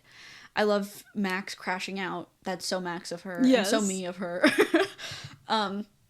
And then, Mike getting to, like, tell the story of where everyone ends up. What a perfect way. And once again, it's so bittersweet because you see they're going to go on and have these happy lives, but they're probably never going to play D&D together again. Mm-hmm. In my opinion, I don't think a lot of them are going to be as close as they were. Mm-hmm. I think that Will is probably going to be the one to go off the most. Yeah, I think so. And it's kind of sad because, like, I don't think that him and Mike are going to, like, have that connection still. Yeah. I mean, they're always going to have, like, their childhood and obviously all the trauma. Mm-hmm. But they're, like, acknowledging that they're going to move on, it's okay. Because that's what happens when you grow up. But, of course, Lucas and Max are always going to be together. I love that they acknowledge that Dustin and Steve are just friends for life. Yes. They are never leaving each other, I love that. Something that you don't see in the finale, but that they took like paparazzi pictures and of them filming that scene between Dustin and Steve. You could see on Dustin's arm he has like tattoos of something. You can't really make it out, but it's obviously an homage to Eddie. Oh, I love it. Wow. Oh, I love it. Also love Dustin's general homage to Eddie at graduation. Oh yeah, where he, of course, causes a ruckus. It's very John Hughes, I think. Oh yeah, very John Hughes. And then Mike being a writer totally makes sense. We all knew. Yes. Finn Wolfhard said that he would be a fantasy writer like 6 years ago. Yeah, it makes the most sense. Oh, okay. And here's the thing. I said some time ago that I was going to be pissed if they gave Will a random love interest. And they technically did, but I really liked the way it was done. I don't think it was done in the way that I feared it was going to be done, where it was going to be like him seeing someone in a crowd and like, it's obviously just like that he grows into himself and finds someone.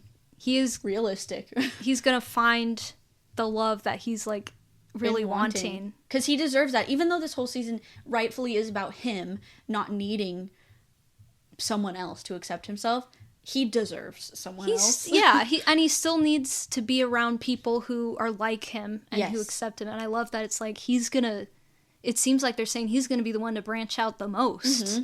And like just... And he was like so shy and wanting to stay the same at first, which I thought is beautiful. Oh, I loved it so much. I do love that Will is the one to ask Mike, like, what about you, man? Are you good? He's still like... They still so have much that connection. Care. Yeah. And I do think that scene on the tower with them does that an injustice. I didn't like the way that it was executed. I hate the line, friends, no thanks, best friends. That was cruel. That was so That dumb. felt homophobic to me. A little bit. Like, there's just some things that could have been tweaked that would have made this whole arc, many arcs, more impactful, that they kind of missed the mark on a little bit. Which I feel like in any finale that's gonna happen. Yeah. But it's just the fact that it would have been so easy to fix that I'm peeved. I wanted a little bit more of an acknowledgement. An acknowledgement that Mike really cares about Will, and Will really cares about Mike. Yes. And that they'll always have that. And that he knew that the crush was Yes, him. and that he knew, yeah. Yeah, it seemed like they were going back to the thing where, I didn't see it. But... He should have said, here's what he should have said. I knew something was up when I went to visit you. Mm-hmm. And I knew you were struggling, and I should have said something, but I was distracted with and other being a stuff. little selfish. Yes. And he's like, oh, we could almost mirror the scene from Dead Boy Detective, you guys. He could have said something like, you are so important to me, and like, I don't feel exactly the same way, but I still love you so much. Yeah. Like, because we have that connection. Something like that. And apparently, the thing that irks me the most is apparently Noah Schnapp had to fight for that scene to even happen. Wow. It wasn't originally wrten, and he was like, hold Literally just nothing. Just yeah. That's crazy. And then they half-assed it, I guess. They wanted to put the little joke, like, As much as, like, I have my issues with Noah Schnapp, I have to say, like, thank you for at least fighting for that. I mean, he takes the craft seriously, yeah. So you can say that. He has personal stakes in the story. Yeah. If I were in his position, I would have been like, we need to round this out. Yeah, you want to make sure it's being done as well as you can get it. Yeah. Yeah. So, I appreciate him for that. I'll give you that. Absolutely. You know, have your cookie. If you give a Schnapp a cookie. If you give a Schnapp a cookie, I'm telling you, I gotta be careful. But yeah, so I guess that covers everyone? Everyone's ending? Oh, everyone says Robin and Vicky aren't together. They are, I thought. I mean, it doesn't say specifically, but she mentions overbearing partners, which Vicky's like an anxious attachment girly. So obviously she's referring to Vicky. Yeah. But again, the Duffer Brothers were like, it's supposed to be ambiguous. Shut up! They need to shut up. I need them to shut up. I'm gonna need you to shut your mouth. Yes. Oh my god. But yeah, so then the ending, we get Karen coming into the basement, a reflection of season 1. And they're all like crying because Mike has just given the theory about Elle. In my mind, like he's talking about like he'll tell the stories of all his friends, but he'll never be able to tell the real story of the mage.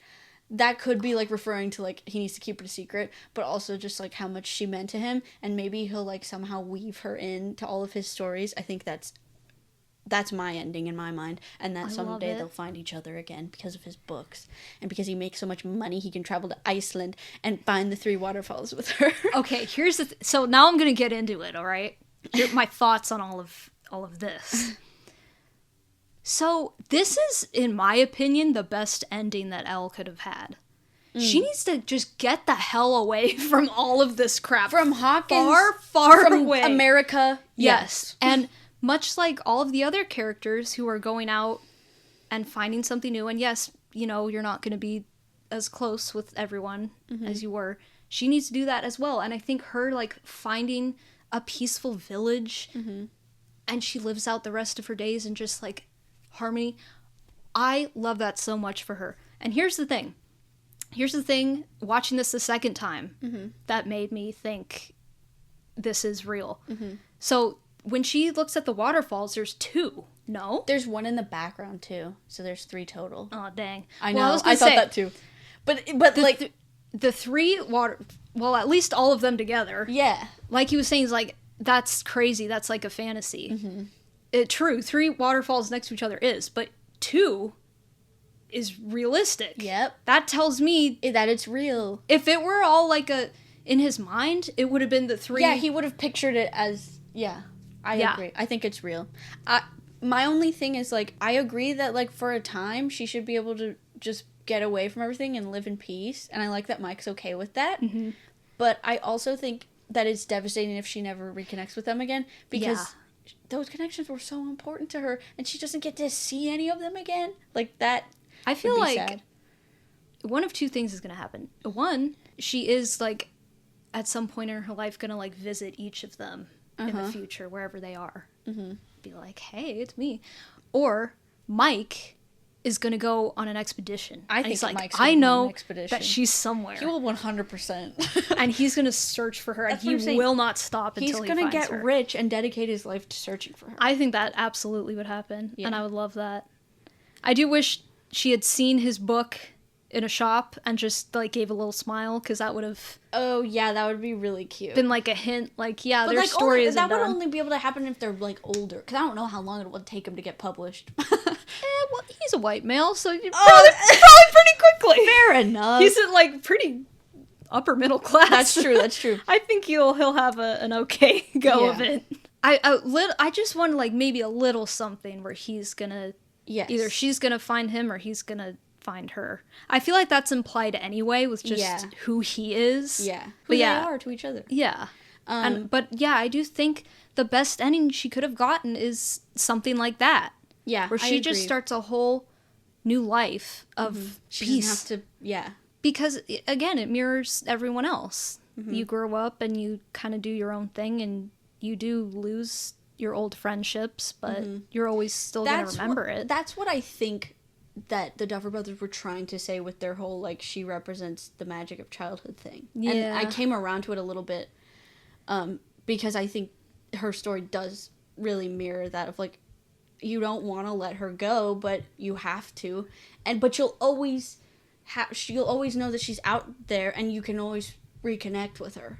So I think, I guess I can see it in that way. And I think it'll be, like, a while. Like, they'll be adults. But yeah, I'd see her and Mike reconnecting and eventually being together. Everyone else, I just think they're kind of all going their separate ways, so I don't see that as much. But maybe I think she would still, like, go visit all them at least one more time. They would just have to keep it real low key so that no one knew it was her. And here's the thing, okay, that I thought of. I would love if this is just me, like, the action movie fan in me, but if we had, like, an old style action movie of Elle living in her new home, this nice little village. She's just one of the gals now, but then, like, something happens and she has to save someone with her powers, and they're like, whoa, you have powers? There's someone coming, she has to protect her new village. That would be fun. Like, I was thinking, I would love a little spin-off like that. I would like a fan fiction written where Mike single-handedly takes down the military-industrial complex, and then they can live peacefully forever together. Yep. So yeah, I really, really liked the ending. I was relieved that she didn't die, first of all, and that it also wasn't just the, like, oh, we're all together and happy in the end. Mm-hmm. I liked the ending. I'm overall satisfied. I would make many tweaks, and I would make the ending less ambiguous personally. Yeah, a little bit less. Because I don't like that there's a world where it can be interpreted that she killed herself. You are not allowed to think that. I mean, you can, but I don't understand why you would, because it's so awful. I will not speak to you. But anyway, yeah, it ends with them all putting their D&D binders away and walking out of the basement. Once again, I feel like none of them are acting here. They're actually devastated and like, oh, we got. As am I. I'm like, Jesus. It was hard. And then the kids come down and start it up again. And it's so cute. And then we get Mike looking at it, melancholy, but also like, yes, I'm ready to move on. And like, other people can find joy in the things that I found joy in. And then he leaves and the basement door closes and it's the end of the whole thing. Crazy. The Duffer Brothers have said that they had the final shot in their heads for a long time. And I can definitely see that, yeah. Like, this is the perfect final shot. Ugh. It's just, this whole story is about growing up. I know, it's so crazy. Like, all this crazy stuff happens, but then at the end of the day, what, like, makes me sad is just the normal human things. Yeah. Like, just growing up. Yep. Like, oh. I think it was, like, the epilogue was, like, cheese sappy, but, like, in a good way. In an 80s good way. Yeah. That I appreciated. I mean, you have... 5 seasons in, you have to be a little sappy. It's like Friends. Yeah.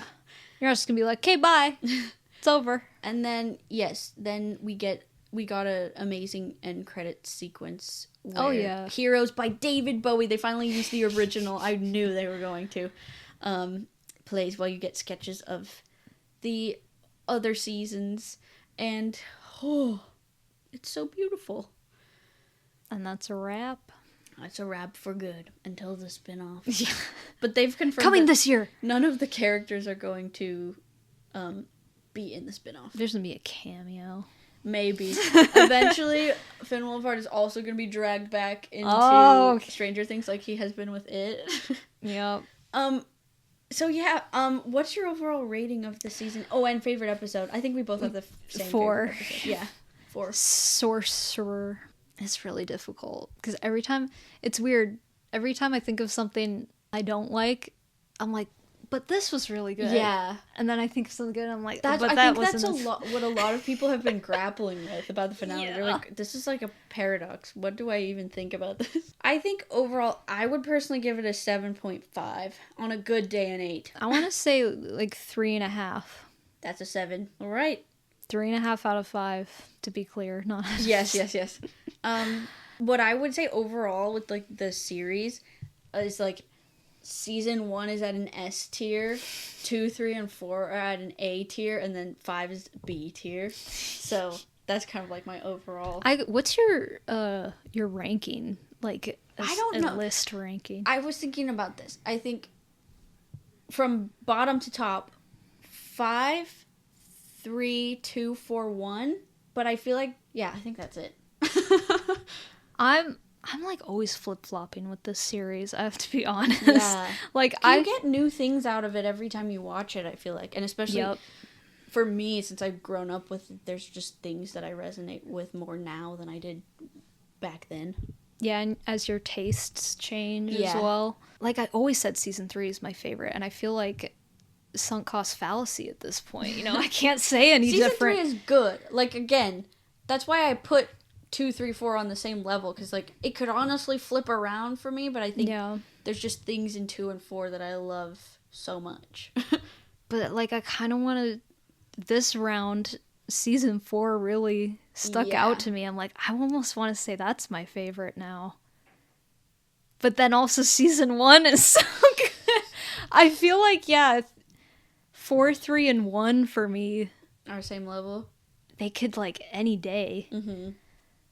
I'm going to say I'll say season 4 is my favorite right now because that's the feeling I got this last rewatch. Then 3, then 1.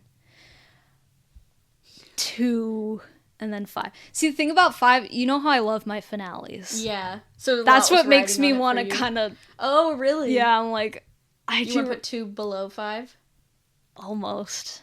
Or at least, like, neck and neck. But even though, like, I know objectively season 2 was much better overall, I'll stick with that. I'll say 4, 3, 1, 2, 5.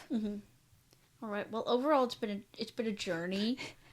There's not, like, I still think that this is, like, gonna be my favorite show of all time for a long time. Like, it doesn't matter that stuff in the finale disappointed me. It was still a good season. It still was a well-told story. Yeah. Overall. Really good characters. Yes, that's the thing that it has going for it above all else. Yeah. Rewatchable. Very rewatchable. I will probably rewatch this many times over before I cease to exist. Like 11 or not. Yes. You also see her literally disappear. So, like, come on, guys. Did you watch the same show? Come on now. Yeah. Also, what would have been the point of bringing Kali back? Exactly. Anyway. But yeah. So, like, I literally... It has felt like almost like a grieving process. I've been like speed running the 5 stages of grief. This is like one of the biggest pop culture things of our era. People are going to be talking about this like when we're old and gray. Yes, it changed television. I think that it'll definitely be one of those things that like get a reboot, legacy, sequel in some sense of the word. Absolutely. Like my kids will be watching this and I'll be like, oh, I remember back in the day. I want to see that new Stranger Things, the new blood. I want to Stranger Things legacy. Legacies.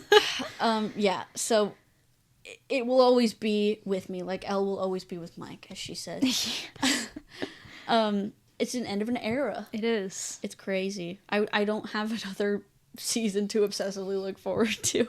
I'm glad that this last season I completely was like, I'm not gonna be crazy about it because I want it to be as long as possible before it comes out. I didn't even watch the last trailer. I don't think for the finale. I'm like, we're just going in. Yeah. Yep. So like I'm glad that I had that experience with the last season. So I feel like I'm more ready to let go of it. I think it's a perfect time for it to end, like I've been saying. When I was watching this last season, I'm like, it feels like it's time. Yeah. You know? I think, like, everyone's grown up. All the people who were kids who watched it are all grown up. And just the fact that, like, the format of it, television-wise, it's kind of... television has outgrown it in a little bit. And I also think that, like... even adults are feeling like I thought that this was only a thing for like my age group because we grew up with the kids, but even like adult fans are feeling the same way, and I think it shows that like you coming of age is something that applies to everyone. You're always coming of your own age, as Finn Wolfhard has actually said this in an interview before, and I think it wasn't even to do with the final season. It was just a random interview he was doing. He said everyone's always coming of age, and I think that really applies to the reaction that this season has gotten, and just like the impact that it'll have, the entire show will have forever. Yeah, I mean, it's crazy how much it resonated with such a broad fan base. Like really young people and much older people all like it just the same. And somehow, like, I'm always amazed with this show how well they balance everything. Not just multiple characters and storylines, but like tonally. Because it's very much like you watch it and you don't feel like it's a little too like little kid comedy. Yeah. And you also don't feel like it's straight up adult horror. Like it really, there's something for everyone. Yeah. It's a beautiful middle ground that brought so many people together. But anyway, that's the end of it. Yep. There's nothing more. Before we sign off, what have we been watching? Jesus. I thought you were going to sneeze. No, I couldn't think. Welcome to Dairy. Oh, crap. I didn't like it at all. No, I'm so sorry. Everyone has been loving it. I don't see the vision. I'm sorry. I see a lot of missed opportunities. We both think it would be cooler if each episode were a different era where Pennywise caused destruction. Yep. Which it sounds like that's what the whole like show is going to be, because apparently the next season is going to be like taking place in the 30s. I think it's kind of an interesting idea that it's like almost a time loop, and this series is technically a sequel. Yeah. I think that's kind of an interesting idea. Overall, I think it does not justify being a TV show. There's too much going on that it doesn't feel like they're balancing very well. And, like, there's so many ideas that are thrown out that I'm like, whoa. I also feel like a lot of it is, like, supposed to be emanating the original 2017, I guess, movie, but, like, not as well. Like, why did we do kids on bikes again? I feel like we're kind of over that as a cultural thing. But also, like, you're setting yourself up for failure because you're doing what you did, but not as well. Like, the cast of kids was nowhere near as charming as the cast of kids in the movie. Although apparently everyone likes it, so maybe I know, maybe I've grown out of it somehow, but again, I don't know.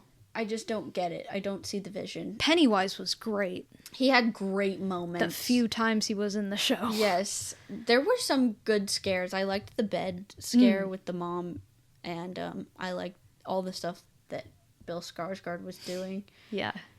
I almost wanted a show about, because apparently this is a random guy this entity possessed. I'm like, I almost want just a series about that if you're gonna do a series. Yeah, I don't know. It was just, every time I watched it, I'm like, you could have done this and it would have been cooler. Yeah. I think it doesn't need to be a multiple season huge thing. No reason to connect this with The Shining at all. Oh, yeah. That was weird. It's just random plot lines. I don't know. It felt all over the place. It felt like an outline at I best. Enjoyed the Beverly and Richie cameos because I am a sucker for that. Yeah. And apparently Finn Wolfhard said that he's going to be a part of another It project. So he might, like, have an actual appearance in the second season. I don't know. Get that bag, you know. Yeah, man. You know how much money he must have got for the Image cameo this season? Listen, the opening song. Oh my god, brilliant. What a bop. What, the best part of the show. That is the best part of each episode. Yep. So they better keep using that song the next season. Or else I don't have any reason I will not watch. I've been watching Percy Jackson and the Sea of Monsters.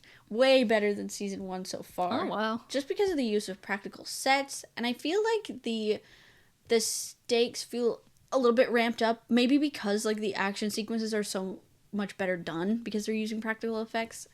It felt like lethargic season 1 sometimes. It felt like they weren't giving the energy that they should to certain scenes. And I feel like that's been getting better. It's not perfect in season 2, but it's getting better in season 2. I love that the way that they're advancing Percy and Annabeth's little romance is a lot faster than in the books. But, like, now, I think they've said this in interviews, the creators, like, now that they know exactly where the series is going to go, because all the books are out now, they can hint at things more heavily than they would have been able to, which I think that's cute. The pacing of the show overall, I feel the same way as I do about the book. It's the first half is way too slow. They just get to the Sea of Monsters already.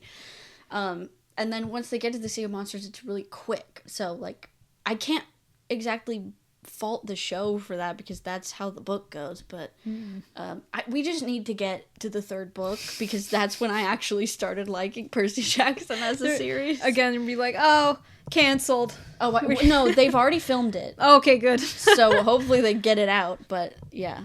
So I'm excited for that. Anyway, what have you been watching? Nice. Oh, I did watch the animated Predator movie that came out this year. Oh, yeah. I think it was a lot better than the live action movie that came out. Oh, cool. Definitely R-rated. Cool. I think there's more gore than even, like, the earlier live action movies. Wow.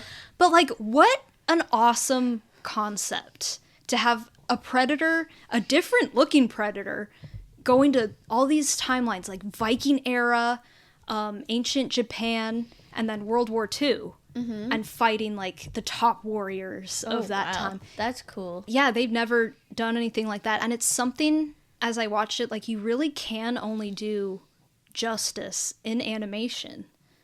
because the animation was very good quality, first of all. And you can just do, like, I feel like Predator belongs in animation after seeing it. You can do way more and just make it crazy, because you can do anything with animation as long as it, like, looks good, which it did. Yeah, I loved, like, the characters. Even when they have, like, small segments, they have such great arcs that I bought by the end. And the only thing I do wish, they leave it very open-ended for a sequel to continue. I was kind of like, I wish they wrapped it up a bit more.